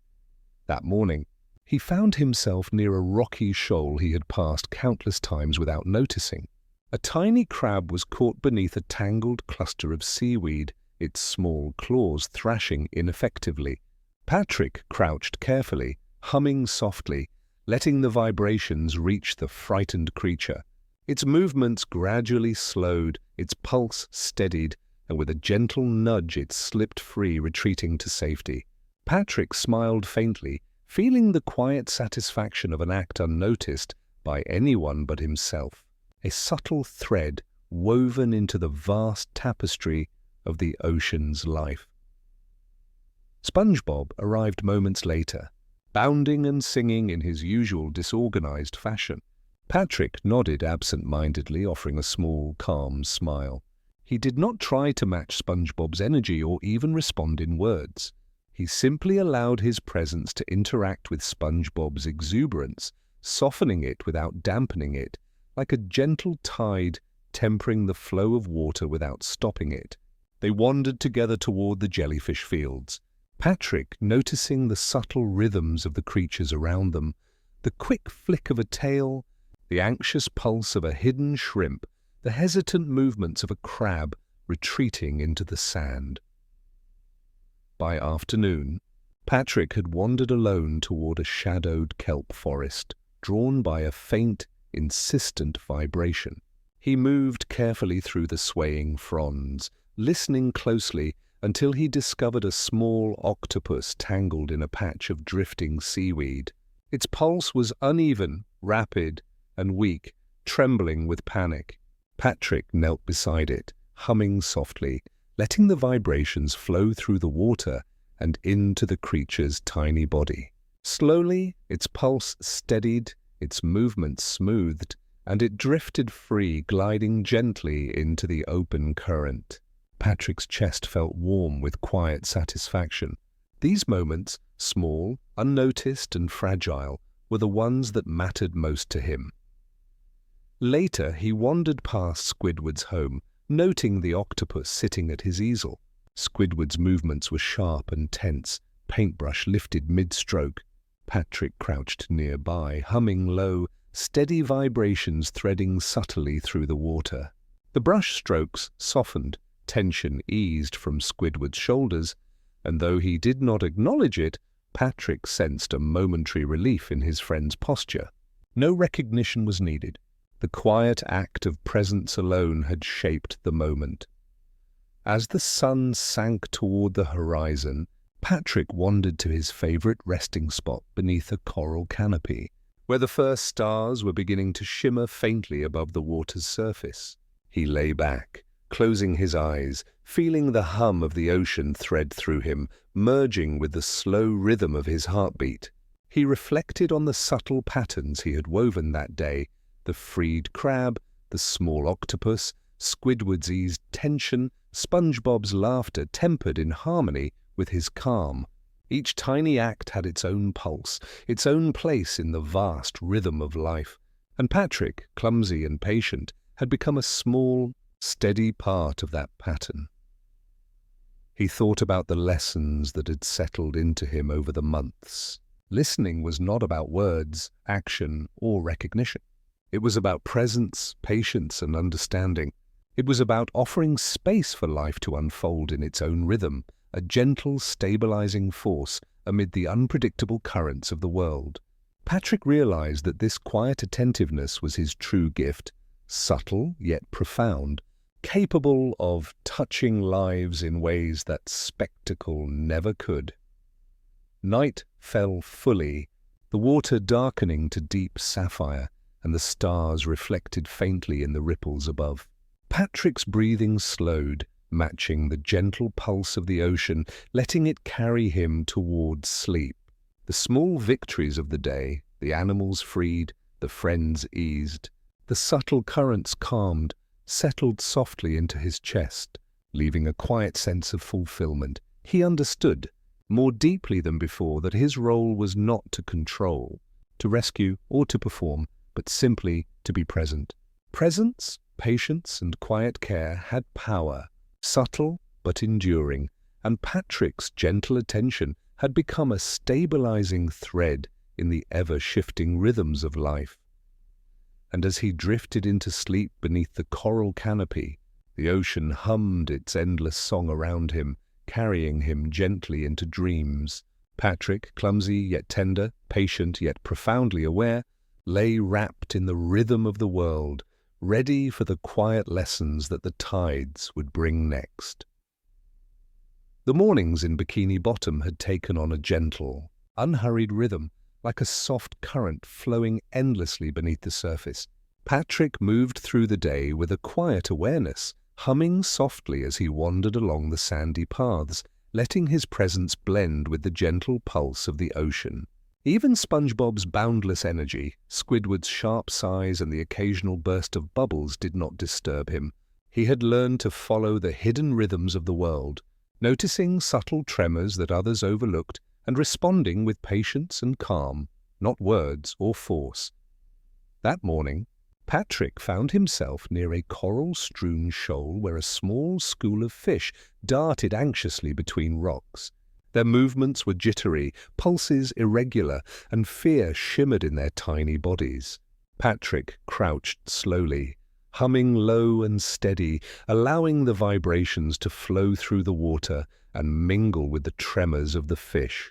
Gradually, the frantic movements eased, the pulses synchronized with the gentle hum of the sea. Patrick smiled faintly, satisfied by a quiet act of care that no one else would ever notice, a soft thread woven into the vast tapestry of ocean life. SpongeBob came bounding up just then, eyes bright and wide with excitement. "Patrick, look! I found a giant bubble that's bigger than me," he shouted, waving his translucent prize. Patrick nodded slowly, a calm smile on his face. He did not try to match SpongeBob's energy or even comment. Instead, he let his gentle presence flow around SpongeBob's exuberance, softening it subtly without diminishing the joy. Together they wandered toward the jellyfish fields. Patrick, moving at a deliberate pace, his attention attuned to the small rhythms of life around him, the flick of a shrimp's tail, the subtle twitch of a crab, the hesitant movements of a tiny fish weaving through the sand. By mid-afternoon, Patrick found himself drawn away from the bustling fields to a quiet, shadowed trench. A faint vibration pulled him forward, insistent yet soft, guiding him deeper into the swaying kelp. There, a small seahorse struggled against the current, its movements uncoordinated, its pulse uneven and weak.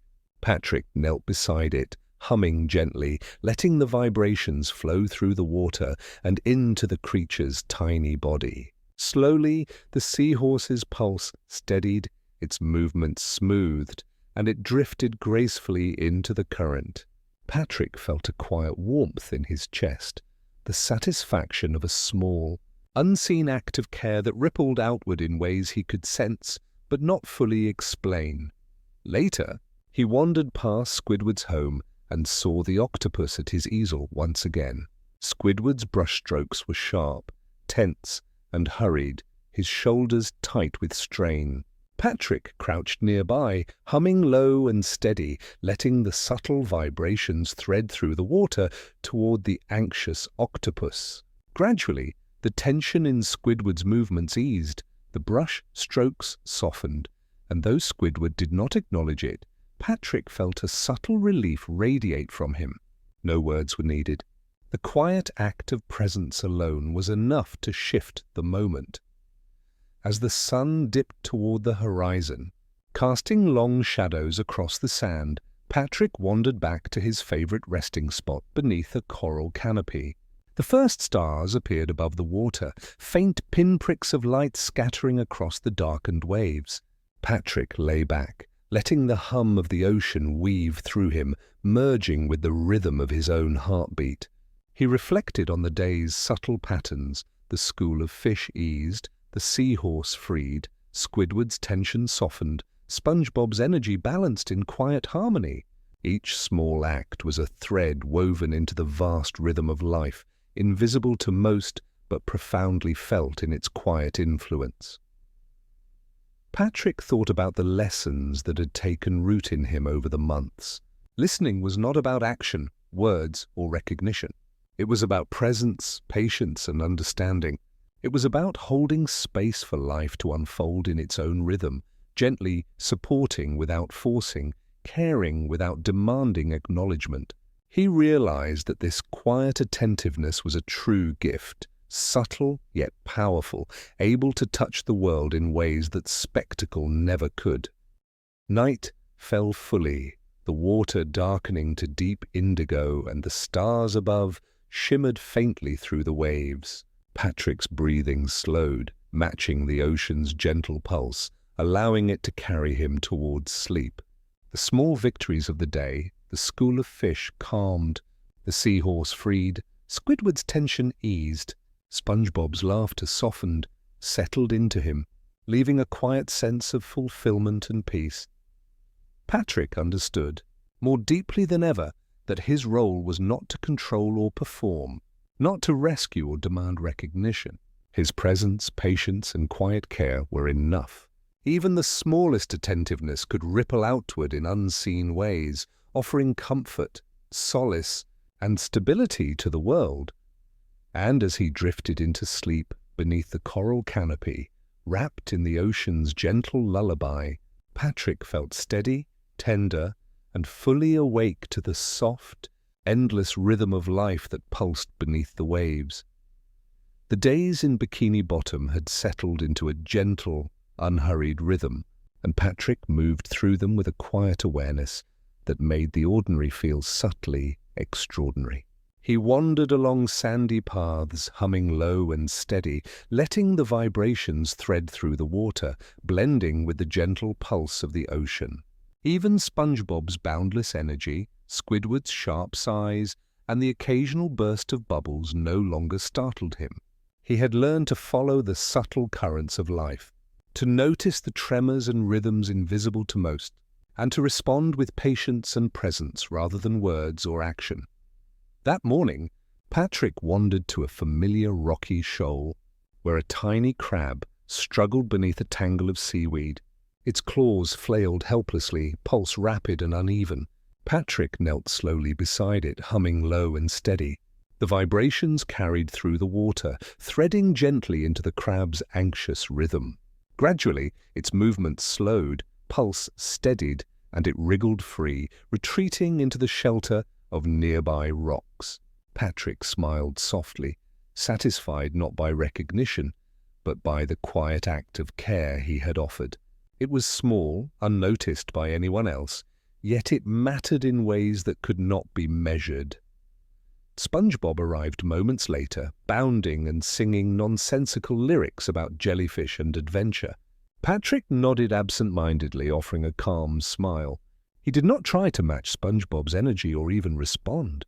Instead, he let his gentle presence mingle with SpongeBob's exuberance, softening it without diminishing joy. Together, they wandered toward the jellyfish fields, Patrick's pace slower and deliberate, attuned to the subtle rhythms of life around him, the flick of a tail, the hesitant movement of a shrimp, the pulse of tiny fish weaving between coral.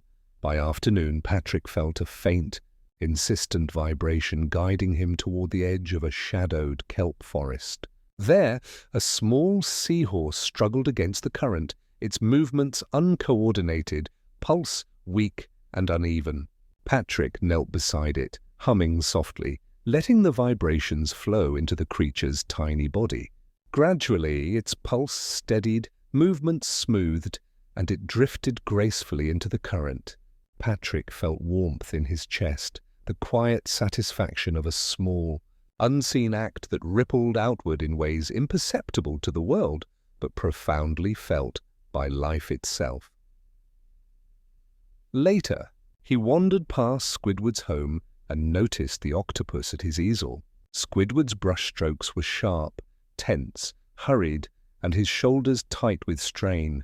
Patrick crouched nearby, humming low and steady, letting the subtle vibrations thread through the water toward Squidward. Gradually, the tension in the octopus's movements eased, brushstrokes softened, and though Squidward did not acknowledge it, Patrick felt the faintest relief emanate from him. No words were needed. Presence alone had shaped the moment. As the sun sank toward the horizon, painting the water in gentle shades of orange and purple, Patrick wandered to his favorite resting spot beneath a coral canopy. The first stars began to glimmer faintly above the water. Patrick lay back, closing his eyes, letting the hum of the ocean weave through him, merging with the slow rhythm of his own heartbeat. He reflected on the subtle patterns woven through the day, the freed crab, the rescued seahorse, Squidward's softened tension, SpongeBob's tempered energy. Each act, small and invisible to most, formed a quiet thread in the vast tapestry of life. Patrick considered the lessons embedded in these moments. Listening was not about words, action, or acknowledgement. It was about presence, patience, and understanding. It was about offering space for life to unfold in its own rhythm, providing gentle support without interference, care without expectation. He realized that his quiet attentiveness was a gift, subtle yet powerful, capable of shaping the currents of life in ways spectacle never could. Night fell fully, the water deepening to a rich sapphire. Stars reflected faintly in the ripples above. Patrick's breathing slowed, matching the ocean's pulse, allowing it to carry him towards sleep. The small victories of the day, the crab eased, the seahorse freed, Squidward's tension softened, SpongeBob's exuberance tempered, settled softly into him, leaving a quiet sense of fulfillment. Patrick understood more deeply than ever that his role was not to control, to perform, or to seek recognition. Presence, patience, and quiet care were enough. Even the smallest attentiveness could ripple outward, offering solace and stability to the world. And as he drifted into sleep beneath the coral canopy, wrapped in the ocean's lullaby, Patrick felt steady, tender, and fully awake to the soft, endless rhythm of life that pulsed beneath the waves. The ocean carried its usual soft hum through the water, a gentle rhythm that Patrick had come to recognize as both guide and companion. The days in Bikini Bottom moved slowly now, measured not by clocks or schedules, but by subtle tremors and pulses that threaded through every creature, every current, and every shadowed corner. Patrick walked along the sandy paths with a quiet awareness, humming low to himself, letting his presence ripple softly through the water. SpongeBob's energy, Squidward's sighs, the occasional burst of bubbles, they all seemed to fall into a calmer rhythm around him, subtly influenced by the steady pulse he offered. That morning, Patrick found himself near a patch of coral he had overlooked for years.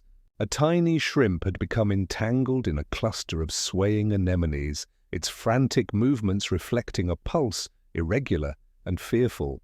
Patrick knelt carefully beside it, humming softly, letting the vibrations flow through the water and into the trembling creature. Slowly, the shrimp's movements eased, its pulse steadied, and it drifted free, disappearing into the shadows of the coral. Patrick smiled faintly, feeling warmth in his chest. Small, unnoticed acts of care, he realized, often carried the deepest meaning.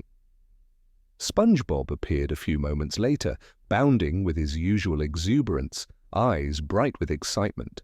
"Patrick, look at this jellyfish. It's glowing in a way I've never seen," he exclaimed. Patrick nodded slowly, a calm smile on his face. He did not try to match SpongeBob's energy or even comment.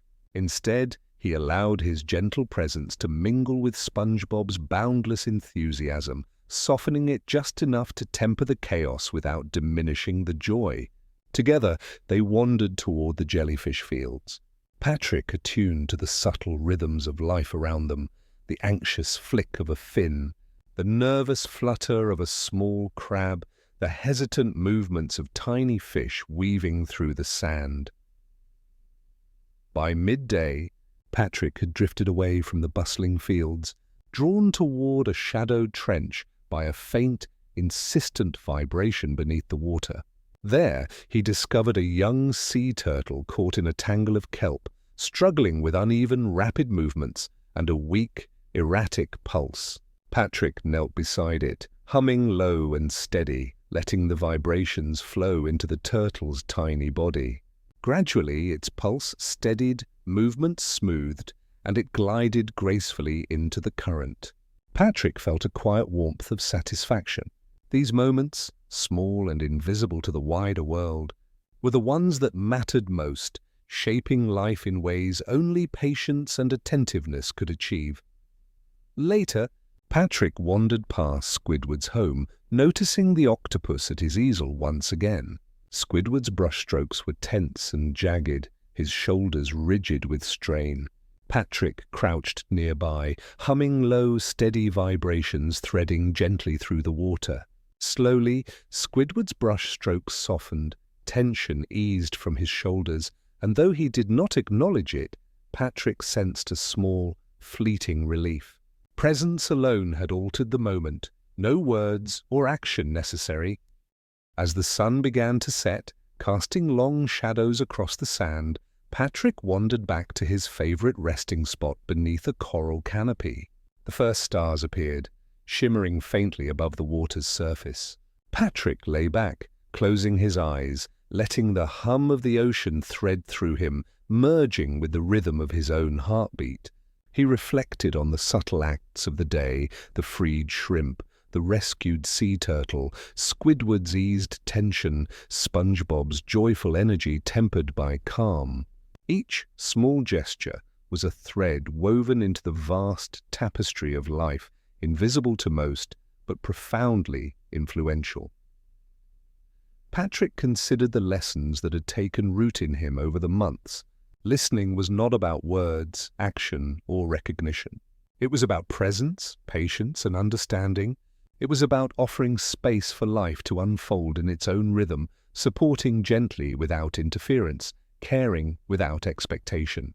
Patrick realized that his quiet attentiveness was a subtle gift capable of shaping the currents of life in ways spectacle never could. Night deepened, the water turning a rich velvety blue. Stars reflected faintly in the rippling surface above. Patrick's breathing slowed, matching the ocean's pulse, carrying him towards sleep. The small victories of the day, the shrimp calmed, the sea turtle freed, Squidward's tension softened, SpongeBob's exuberance harmonized, settled gently into his chest, leaving a quiet sense of fulfillment. Patrick understood, more deeply than ever, that his role was not to perform, to control, or to seek acknowledgement. Presence, patience, and quiet care were enough. Even the smallest attentiveness could ripple outward, offering comfort, solace, and stability in a world often unaware of subtle influence. And as he drifted into sleep beneath the coral canopy, wrapped in the ocean's endless lullaby, Patrick felt steady, tender, and fully awake to the soft, timeless rhythm of life pulsing beneath the waves. The ocean's hum carried a quiet comfort through the water that morning, stretching lazily across Bikini Bottom like a soft, invisible blanket. Patrick moved through the familiar paths of sand and coral with a calm awareness, humming low and steady, letting his presence thread gently through the currents around him. SpongeBob's energy, wild and chaotic as ever, fell into a quieter rhythm near Patrick, softened subtly without diminishing the joy. Squidward's sighs and the occasional bursts of bubbles became part of the background, unnoticed, yet harmonized by Patrick's gentle steadiness. That morning, Patrick wandered toward a shaded kelp forest he had often passed without thought. A small crab was trapped beneath a clump of drifting seaweed, its pulse rapid and uneven, tiny claws thrashing in panic. Patrick crouched slowly beside it, humming low and steady, letting the vibrations carry through the water and meet the creature's anxious rhythm.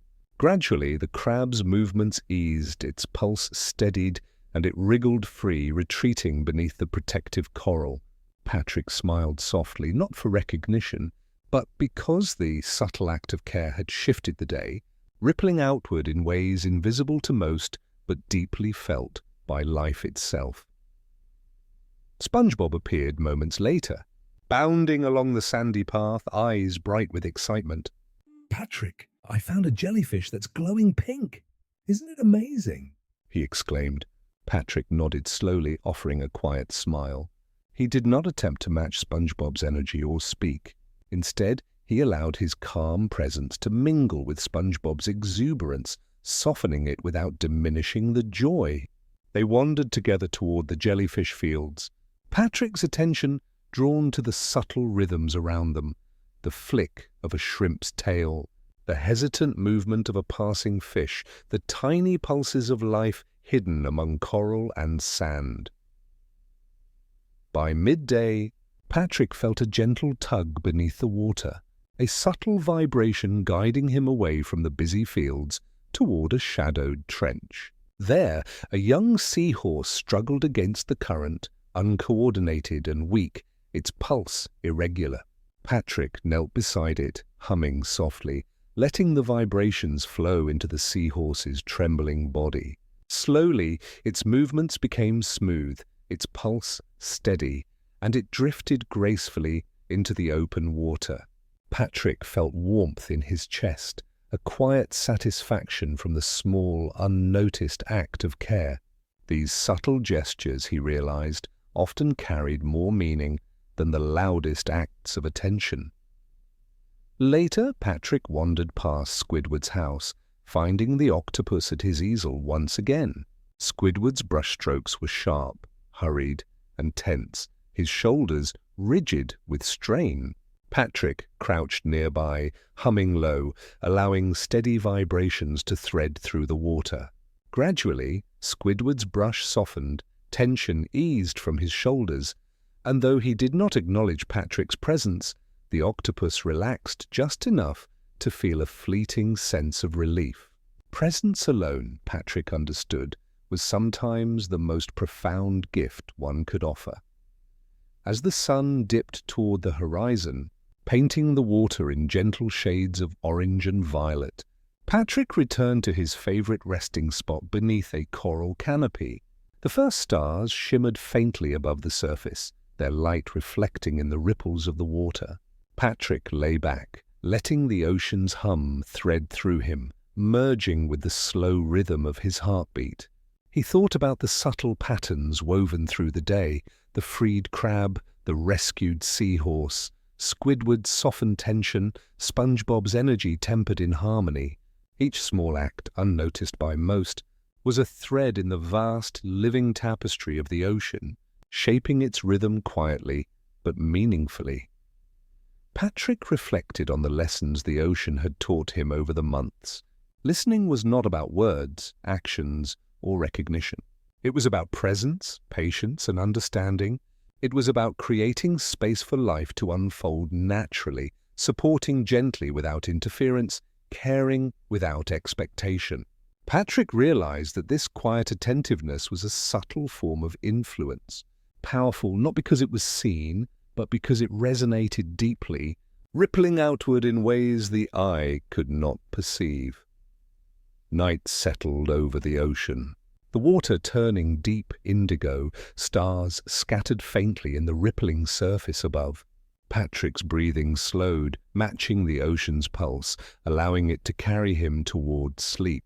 The day's small victories, the crab calmed, the seahorse freed, Squidward's tension eased, SpongeBob's exuberance harmonized, settled softly into him, leaving a quiet sense of fulfillment. Patrick understood, more deeply than ever, that his role was not to perform, to control, or to seek acknowledgement. Presence, patience, and gentle care were enough. Even the smallest attentiveness could ripple outward, offering solace, comfort, and stability in ways that spectacle never could. And as he drifted into sleep beneath the coral canopy, wrapped in the ocean's gentle lullaby, Patrick felt steady, tender, and fully awake to the soft, timeless rhythm of life that pulsed beneath the waves. The ocean had settled into a deep, gentle rhythm that morning, a slow and endless pulse threading through Bikini Bottom like a secret song. Patrick moved with it, humming softly beneath the waves, letting his presence ripple quietly through the water. SpongeBob's laughter bubbled nearby, wild and erratic as always, but Patrick felt no need to chase it or match it. Instead, he allowed his calm, steady energy to mingle with the chaos, softening it, giving it a subtle rhythm of its own. Even Squidward's sharp sighs and the occasional burst of bubbles seemed to fall in line with this quiet current, as though Patrick's steady presence could shape the flow without force or demand. That morning, Patrick wandered toward a quiet stretch of coral that he rarely visited. A small shrimp had become entangled in a dense cluster of seaweed, thrashing desperately as its pulse raced unevenly. Patrick knelt carefully beside it, humming low and steady, letting the vibrations carry through the water and meet the shrimp's anxious tremors. Slowly, the frantic movements eased, the pulse steadied, and the shrimp wriggled free, retreating beneath a protective coral crevice. Patrick's lips curved into a faint smile. No one would witness this small act of care, but its effect resonated quietly, like a hidden thread weaving through the fabric of the ocean. Moments later, SpongeBob bounded up, eyes wide and shining with excitement. "Patrick, look!" "A jellyfish that glows like a rainbow," he exclaimed. Patrick nodded slowly, offering a calm smile. He did not try to match SpongeBob's energy or even speak. Instead, he allowed his presence to flow around SpongeBob's exuberance, softening it without diminishing the joy. Together they wandered through the jellyfish fields. Patrick attuned to the subtle rhythms of life around them, the quick flick of a shrimp's tail, the hesitant swish of a passing fish, the tiny pulses of creatures hiding among coral and sand. By midday, Patrick felt a soft, insistent vibration guiding him toward the edge of a shadowed kelp forest. There, he found a young sea turtle struggling against the current, uncoordinated and weak, its pulse uneven and rapid. Patrick knelt beside it, humming gently, letting the vibrations flow into the turtle's trembling body. Gradually, its movements smoothed, its pulse steadied, and it glided gracefully into the open water. Patrick felt warmth in his chest, the quiet satisfaction of a small, unseen act of care. These moments, he realized, carried the deepest meaning, not because they were noticed, but because they resonated with life itself. Through the water toward him.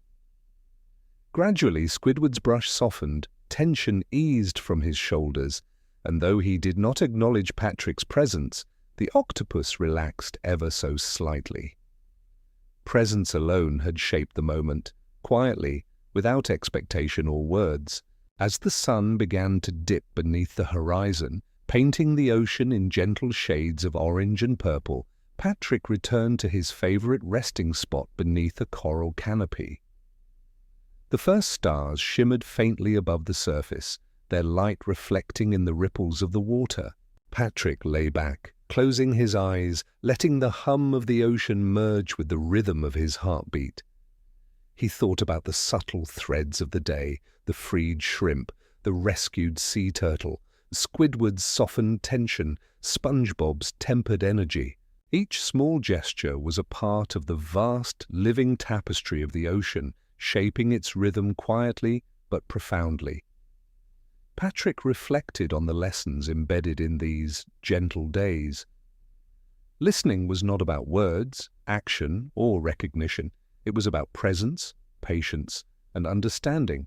It was about offering space for life to unfold naturally, supporting without interference, caring without expectation. He realized that his quiet attentiveness was a subtle, enduring power, rippling outward in ways that spectacle never could.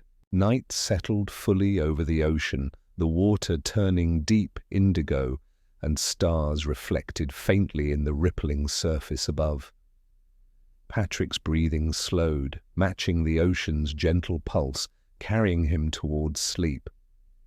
The day's small victories, shrimp calmed, the sea turtle freed, Squidward's tension eased, SpongeBob's exuberance harmonized, settled softly into his chest, leaving a quiet sense of fulfillment.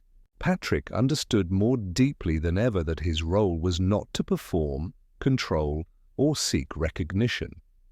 Presence, patience, and gentle care were enough. Even the smallest attentiveness could ripple outward, offering comfort, stability, and quiet strength in a world that rarely noticed.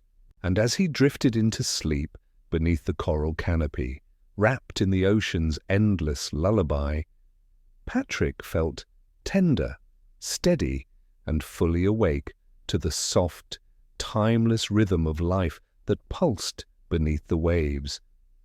The ocean had settled into its familiar, gentle hum, a slow, continuous pulse threading through every corner of Bikini Bottom. Patrick moved through the morning light with quiet awareness, humming softly, letting the vibrations ripple through the water, blending with the rhythm of life around him. SpongeBob's laughter bounced across the sand, wild and unrestrained, yet Patrick did not feel the need to match it. His calm, steady energy gently softened the exuberance, allowing it to flow in harmony rather than clash. Squidward's sighs, the bursts of bubbles, even the occasional clatter of a passing crab, all became part of a subtle rhythm Patrick had grown attuned to, a quiet cadence that shaped the day without command. That morning, Patrick wandered toward a coral grove tucked between familiar rocks. A small crab had become ensnared in a web of drifting seaweed, claws flailing as its pulse raced unevenly. Patrick knelt slowly beside it, humming low and steady. The vibrations threaded gently through the water, meeting the anxious rhythm of the tiny creature. Gradually, the crab's movements slowed, its pulse steadied, and it wriggled free, retreating beneath a protective coral shelf. Patrick smiled faintly. These small, unseen acts of care were invisible to the world, yet carried a profound weight, rippling subtly through the ocean's currents. Moments later, SpongeBob appeared, bounding toward him, eyes wide with excitement. "Patrick, look at This jellyfish! It's glowing like it's made of sunlight!" he shouted. Patrick nodded slowly, offering a quiet smile. He did not try to match SpongeBob's energy or comment, choosing instead to allow his presence to flow around SpongeBob's exuberance, softening it without diminishing the joy. Together, they moved. Through the jellyfish fields, Patrick attuned to the delicate rhythms around them, the flick of a shrimp's tail, the hesitant glide of a passing fish, the tiny pulses of creatures hiding among coral and sand. By midday, Patrick felt a soft, insistent vibration beneath the water, guiding him toward a shadowed trench at the edge of the kelp forest. There, a young seahorse struggled against the current, uncoordinated, its pulse erratic and rapid. Patrick knelt beside it, humming low, letting the vibrations thread into the turtle's trembling body. Gradually, its movement smoothed, pulse steadied, and it glided gracefully into the current. Patrick felt a quiet warmth settle in his chest. These small moments, unnoticed by most, carried a depth and meaning beyond spectacle, shaping the hidden currents of life. Later, Patrick wandered past Squidward's house, finding the octopus once more at his easel. Squidward's brushstrokes were sharp, tense, hurried, and his shoulders rigid with strain. Patrick crouched nearby, humming low, steady vibrations threading softly through the water. Slowly, Squidward's brush softened, tension eased from his shoulders, and though the octopus did not acknowledge him, Patrick felt the subtle shift of relief radiate outward. Presence alone, without words or action, had reshaped the moment, leaving it lighter and more bearable. As the sun began to sink, casting long shadows across the sand, Patrick wandered back to his favorite resting spot beneath a coral canopy. The first stars began to glimmer faintly above the surface. Patrick lay back, closing his eyes, letting the hum of the ocean thread through him, merging with the rhythm of his own heartbeat. He thought of the day's quiet triumphs, the freed crab, the rescued seahorse, Squidward's softened tension, SpongeBob's tempered joy. Each subtle gesture was a thread in the vast tapestry of life, shaping its rhythm in ways invisible but deeply meaningful. Patrick reflected on the lessons embedded in the quiet flow of days. Listening was not about words, action, or recognition. It was about presence, patience, and understanding. It was about creating space for life to unfold naturally, supporting without interference, caring without expectation. Patrick realized that this gentle attentiveness was a powerful force, subtle but enduring, capable of affecting the currents of life in ways spectacle never could. Night deepened, the water darkening to rich indigo, stars reflecting faintly in the ripples above. Patrick's breathing slowed, matching the gentle pulse of the ocean, carrying him towards sleep. The day's small victories, the crab calmed, the seahorse freed, Squidward's tension eased, SpongeBob's exuberance harmonized, settled softly into his chest, leaving a quiet sense of fulfillment. Patrick understood more deeply than ever that his role was not to perform, to control, or to seek recognition. Presence, patience, and quiet care were enough. Even the smallest attentiveness could ripple outward, offering comfort, stability, and unseen support in a world often unaware of subtle influence. And as he drifted into sleep beneath the coral canopy, wrapped in the ocean's gentle lullaby, Patrick felt tender, steady, and fully awake to the soft, endless rhythm of life that pulsed beneath the waves. The morning in Bikini Bottom arrived, with a soft, muted glow, the sunlight filtering gently through the water and painting the sand with pale gold. Patrick moved slowly through the familiar paths, humming a quiet, steady tune that seemed to thread the currents into gentle harmony. SpongeBob's laughter rang nearby, bright and erratic, yet Patrick felt no need to match it. His calm, unhurried energy wrapped around the world like a subtle tide, softening and balancing the chaos without interfering with its joy. Even Squidward's sighs, the random bursts of bubbles, and the occasional shuffle of a passing crab blended seamlessly into the rhythm Patrick carried with him, a quiet pulse that harmonized life without effort. That morning, Patrick wandered to a coral cove he seldom visited. There, a tiny shrimp struggled beneath a floating tangle of seaweed, its claws flailing and pulse erratic. Patrick knelt carefully beside it, humming low and steady, letting the vibrations flow gently into the anxious creature. Slowly, the shrimp's frantic movements eased, its pulse steadied, and it drifted free, disappearing into the protective shadows of the coral. Patrick smiled softly, not for recognition, but because the quiet act of care had shifted the balance of the day, invisible yet deeply felt. Small acts, he realized, often carried the most profound weight. Moments later, SpongeBob bounded along, his eyes bright with excitement. "Patrick, look at this jellyfish, it's glowing like a lantern!" he shouted. Patrick nodded slowly, offering a quiet smile. He did not try to match SpongeBob's energy or speak. Instead, he allowed his calm presence to mingle with SpongeBob's exuberance, softening it without diminishing the joy. Together they wandered through the jellyfish fields, Patrick attuned to the subtle movements around them, the flick of a shrimp's tail, the hesitant glide of a passing fish, the tiny pulses of life hidden among coral and sand. By midday, Patrick felt a faint, insistent vibration beneath the water, pulling him toward a shadowed trench on the edge of the kelp forest.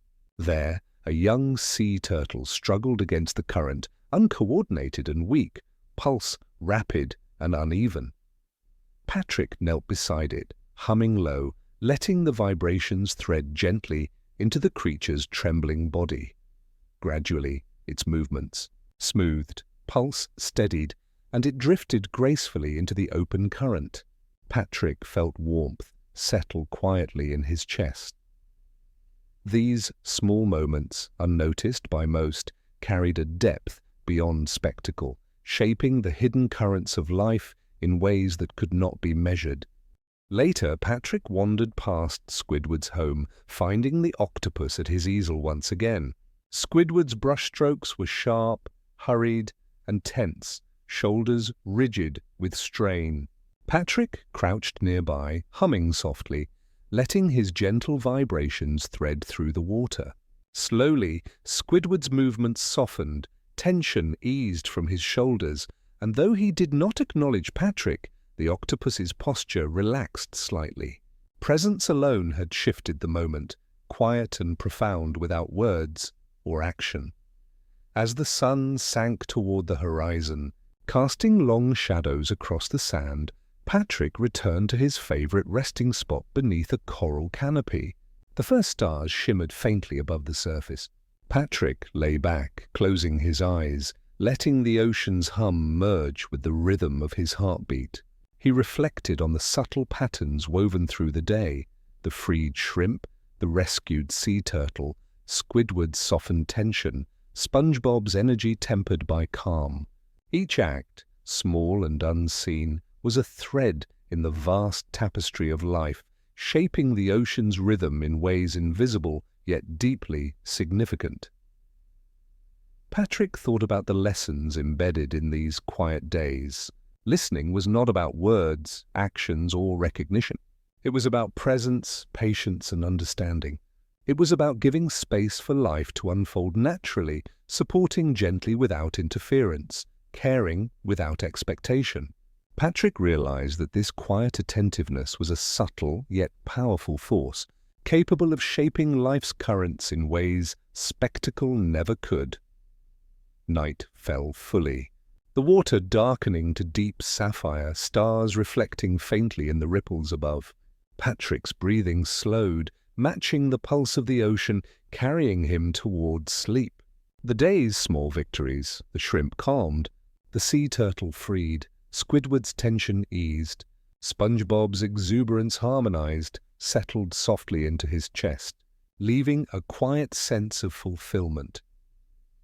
Patrick understood more deeply than ever that his role was not to perform, to control, or to seek acknowledgement.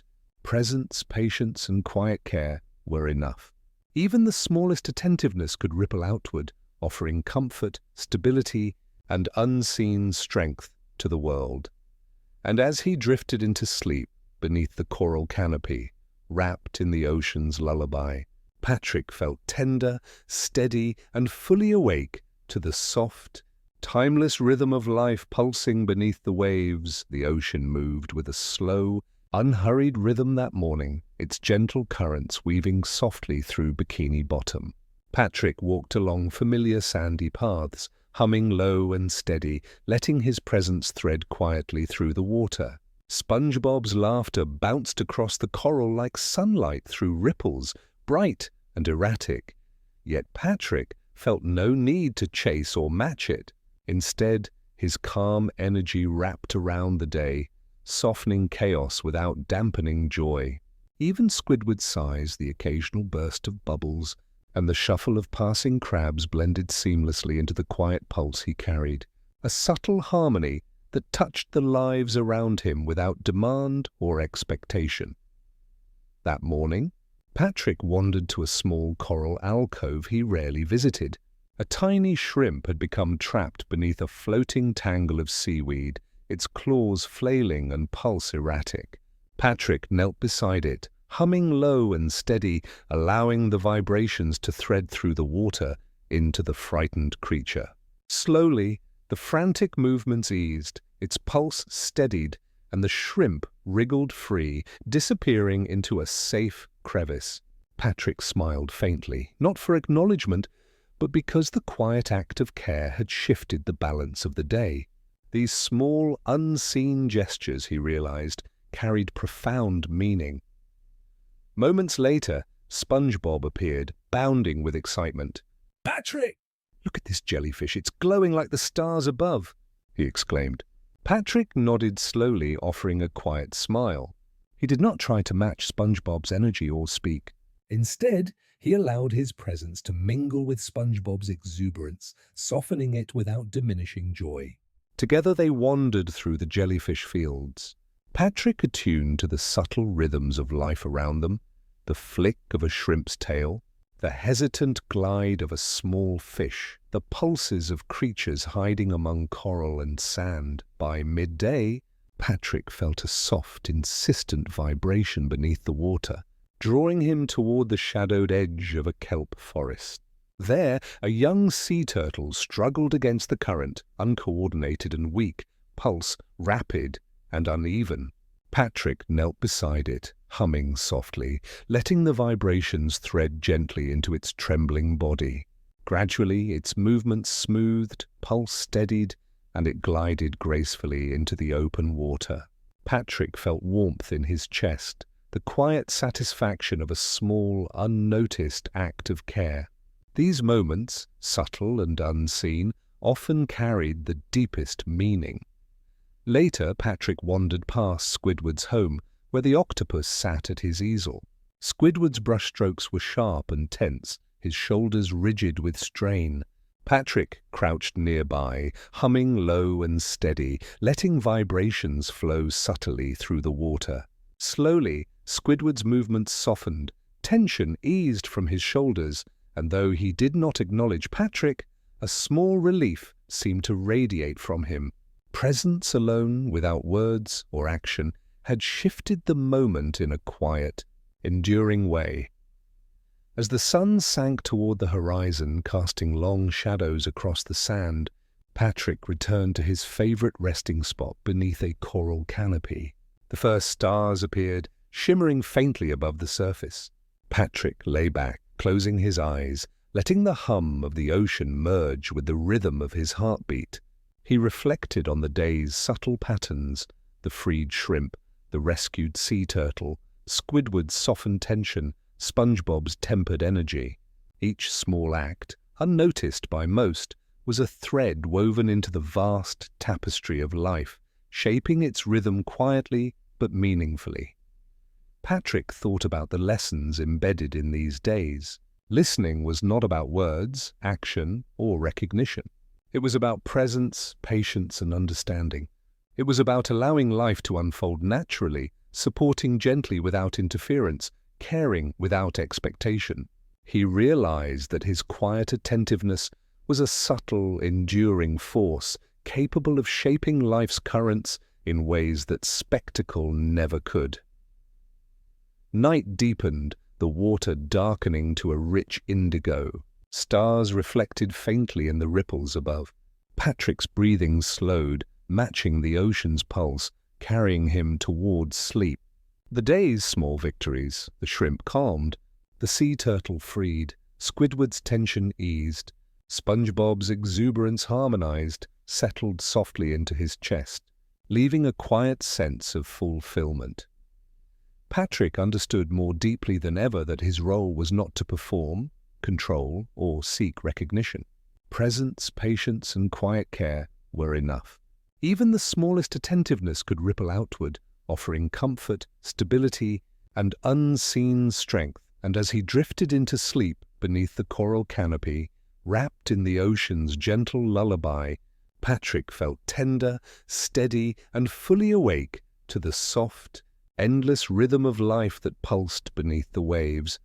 The morning light filtered softly through the water, illuminating the sand and coral in pale golden hues.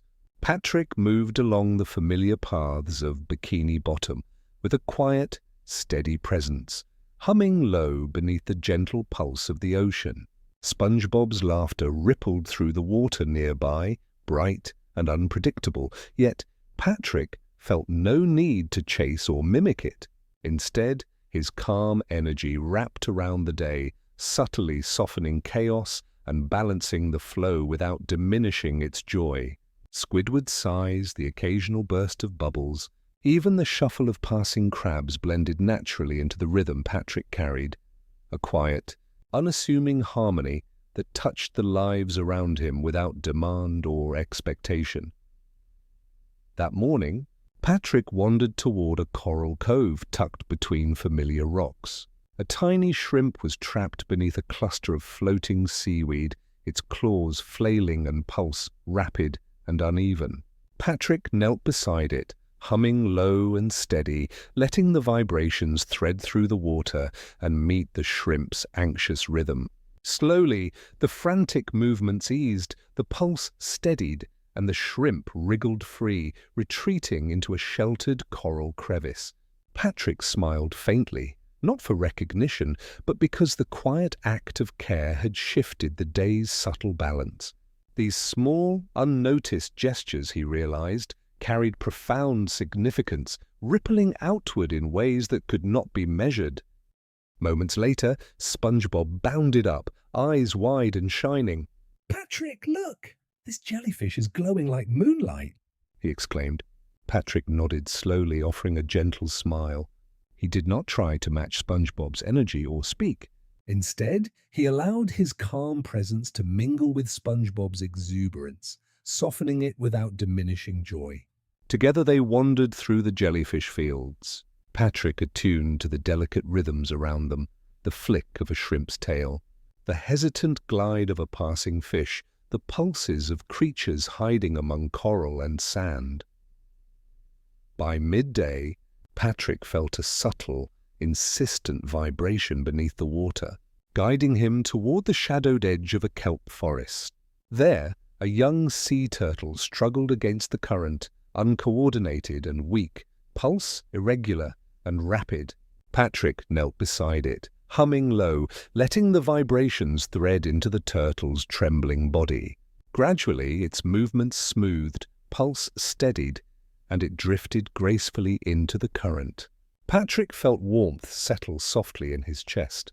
These small, unseen moments, though unnoticed by most, carried a depth of meaning beyond spectacle, shaping the hidden currents of life.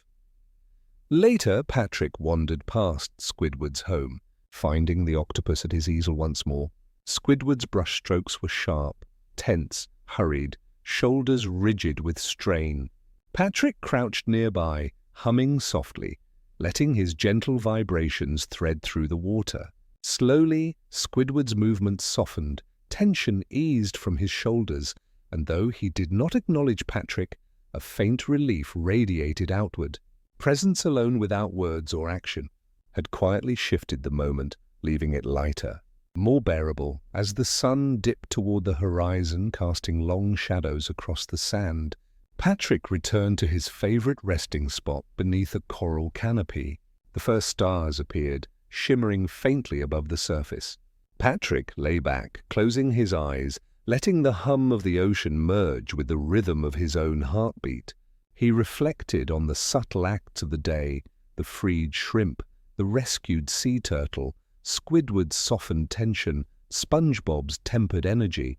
Each small gesture, invisible to most, was a thread in the vast tapestry of life, shaping the ocean's rhythm in quiet, meaningful ways. Patrick thought about the lessons embedded in these gentle days. Listening was not about words, action, or recognition. It was about presence, patience, and understanding. It was about giving space for life to unfold naturally, supporting without interference, caring without expectation. He realized that this quiet attentiveness was a subtle, enduring force, capable of shaping life's currents in ways spectacle never could. Night deepened, the water darkening to a rich indigo, stars reflecting faintly in the ripples above. Patrick's breathing slowed, matching the gentle pulse of the ocean, carrying him toward sleep. The day's small victories, the shrimp calmed, the sea turtle freed, Squidward's tension eased, SpongeBob's exuberance harmonized, settled softly into his chest, leaving a quiet sense of fulfillment. Patrick understood more deeply than ever that his role was not to perform, control, or seek acknowledgement. Presence, patience, and gentle care were enough. Even the smallest attentiveness could ripple outward, offering comfort, stability, and unseen strength. And as he drifted into sleep beneath the coral canopy, wrapped in the ocean's gentle lullaby, Patrick felt tender, steady, and fully awake to the soft, endless rhythm of life that pulsed beneath the waves. The morning light filtered softly through the water, painting the sand and coral in gentle, golden hues. Patrick moved slowly along the familiar paths of Bikini Bottom, humming a low, steady tune that seemed to thread through the currents, blending seamlessly with the ocean's pulse. SpongeBob's laughter rang nearby, bright and unpredictable, yet Patrick felt no need to chase or match it. Instead, his calm, steady presence wrapped around the day, softening chaos without diminishing joy. Even Squidward's sighs, the occasional burst of bubbles, and the shuffle of passing crabs merged naturally into the rhythm Patrick carried, an unassuming harmony that touched lives without effort or expectation. That morning, Patrick wandered toward a quiet coral alcove tucked between familiar rocks. A tiny shrimp had become entangled in a floating clump of seaweed, claws flailing and pulse rapid and uneven. Patrick knelt carefully beside it, humming low and steady, letting the vibrations thread gently through the water and meet the creature's anxious rhythm. Slowly, the frantic movements eased, pulse steadied, and the shrimp wriggled free, retreating beneath a protective coral shelf. Patrick smiled faintly, not for recognition, but because the quiet act of care had subtly shifted the balance of the day. Small, unseen gestures, he realized, often carried the deepest significance. Moments later, SpongeBob bounded up, eyes wide and shining. "Patrick! Look at this jellyfish. It's glowing like a lantern under the moon," he exclaimed. Patrick nodded slowly, offering a calm smile. He did not try to match SpongeBob's energy or speak. Instead, he allowed his presence to flow gently around SpongeBob's exuberance, softening it without diminishing joy. Together they wandered through the jellyfish fields, Patrick attuned to the subtle rhythms of life around them, the flick of a shrimp's tail, the hesitant glide of a passing fish, the pulses of hidden creatures weaving among coral and sand. By midday, Patrick felt a soft, insistent vibration beneath the water, guiding him toward the shadowed edge of a kelp forest. There, a young sea turtle struggled against the current, uncoordinated, weak, pulse uneven and rapid. Patrick knelt beside it, humming low, letting the vibrations flow into the trembling creature. Gradually, its movements smoothed, pulse steadied, and it glided gracefully into the open current. Patrick felt warmth settle quietly in his chest, a gentle satisfaction from the small, unnoticed act of care.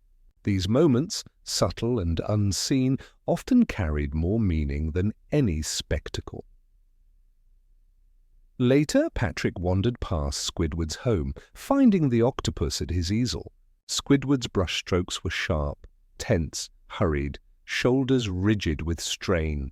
Patrick crouched nearby, humming softly, letting gentle vibrations thread through the water.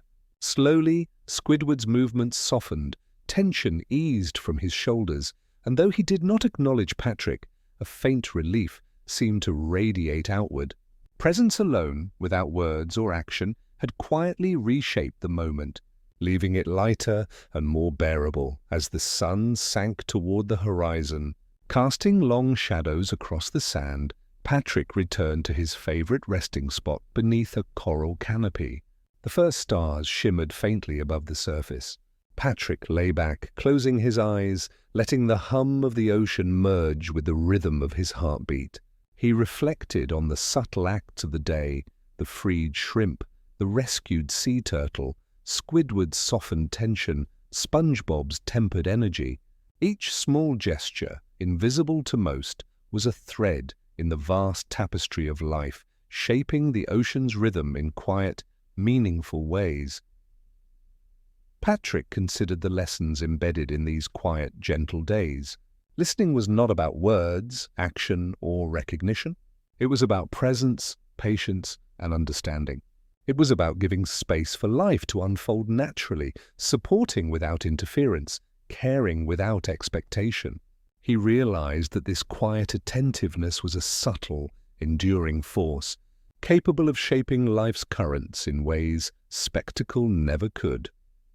Night deepened, the water darkening to rich indigo, stars reflecting faintly in the ripples above. Patrick's breathing slowed, matching the ocean's pulse, carrying him toward sleep. The day's small victories, the shrimp calmed, the sea turtle freed, Squidward's tension eased, SpongeBob's exuberance harmonized, settled softly into his chest, leaving a quiet sense of fulfillment. Patrick understood more deeply than ever that his role was not to perform, to control, or to seek acknowledgement. Presence, patience, and gentle care were enough. Even the smallest attentiveness could ripple outward, offering comfort, stability, and unseen strength. And as he drifted into sleep beneath the coral canopy, wrapped in the ocean's gentle lullaby, Patrick felt tender, steady, and fully awake to the soft, endless rhythm of life that pulsed beneath the waves. The ocean had grown calm that evening, the water tinted with deep blues and purples as the last rays of sunlight filtered through the waves. Patrick drifted slowly along the sandy paths of Bikini Bottom, humming softly, letting the gentle vibrations of his presence flow quietly through the water. SpongeBob's laughter echoed faintly from a distant jellyfish field, bright and unpredictable, yet Patrick felt no need to chase or match it. His calm energy flowed naturally around the chaos, softening it without diminishing its joy. Even Squidward's sighs, the occasional clatter of passing crabs, and the subtle pulse of distant currents blended into the rhythm Patrick carried, a quiet, unassuming harmony that touched the lives of everyone nearby. That morning, Patrick wandered toward a hidden cove of coral he rarely visited. A small shrimp had become ensnared in a clump of drifting seaweed, its claws flailing and pulse erratic. Patrick knelt carefully beside it, humming low and steady, letting the vibrations thread softly through the water, matching the rhythm of the frightened creature. Gradually, the shrimp's frantic movements slowed, its pulse steadied, and it wriggled free, slipping beneath a protective coral shelf. Patrick smiled faintly, not for recognition, but because the quiet act of care had shifted the subtle balance of the day. Small, unseen gestures, he realized, often carried the deepest meaning. Moments later, SpongeBob bounded toward him, eyes wide and shining. "Patrick, this jellyfish is glowing like moonlight on the water," he exclaimed. Patrick nodded slowly, offering a gentle smile. He did not try to match SpongeBob's energy or speak. Instead, he allowed his presence to flow around SpongeBob's exuberance, softening it without diminishing joy. Together they wandered through the jellyfish fields. Patrick attuned to the delicate rhythms of life around them, the flick of a shrimp's tail, the cautious glide of a passing fish, the subtle pulses of creatures hidden among coral and sand. By midday, Patrick felt a soft, insistent vibration beneath the water, guiding him toward the shadowed edge of a kelp forest. There, a young sea turtle struggled against the current, uncoordinated and weak, pulse uneven and rapid. Patrick knelt beside it, humming low, letting the vibrations thread gently into the creature's trembling body. Slowly, its movements smoothed, pulse steadied, and it drifted gracefully into the open current. Patrick felt warmth settle quietly in his chest, a soft satisfaction from the small, unnoticed act of care. These subtle moments, invisible to most, carried a depth of meaning beyond spectacle, shaping the hidden currents of life. Later, Patrick wandered past Squidward's home, finding the octopus at his easel once again. Squidward's brushstrokes were sharp, tense, hurried, shoulders rigid with strain. Patrick crouched nearby, humming softly, letting gentle vibrations flow through the water. Slowly, Squidward's brush softened, tension eased from his shoulders, and though he did not acknowledge Patrick, a small relief seemed to radiate outward. Presence alone, without words or action, had quietly reshaped the moment, leaving it lighter, more bearable, as the sun sank beneath the horizon, casting long shadows across the sand. Patrick returned to his favorite resting spot beneath a coral canopy. The first stars shimmered faintly above the surface, their reflections rippling softly across the sand. Patrick lay back, closing his eyes, letting the hum of the ocean merge with the rhythm of his heartbeat. He reflected on the subtle acts of the day, the freed shrimp, the rescued sea turtle, Squidward's softened tension, SpongeBob's tempered energy. Each small gesture, unnoticed by most, was a thread woven into the vast tapestry of life, shaping the ocean's rhythm quietly and meaningfully. Patrick thought about the lessons embedded in these gentle days. Listening was not about words, action, or recognition. It was about presence, patience, and understanding. It was about giving space for life to unfold naturally, supporting without interference, caring without expectation. He realized that this quiet attentiveness was a subtle, enduring force, capable of shaping life's currents in ways spectacle never could. Night deepened, the water darkening to rich indigo. Stars reflected faintly in the ripples above. Patrick's breathing slowed, matching the gentle pulse of the ocean, carrying him towards sleep. The day's small victories, the shrimp calmed, the sea turtle freed, Squidward's tension eased, SpongeBob's exuberance harmonized, settled softly into his chest, leaving a quiet sense of fulfillment. Patrick understood more deeply than ever that his role was not to perform, control, or seek acknowledgement. Presence, patience, and quiet care were enough. Even the smallest attentiveness could ripple outward, offering comfort, stability, and unseen strength. And as he drifted into sleep beneath the coral canopy, wrapped in the ocean's endless lullaby, Patrick felt tender, steady, and fully awake to the soft, timeless rhythm of life pulsing beneath the waves. Thanks for spending this time with us. Sleep well. Everything's going to be okay, man.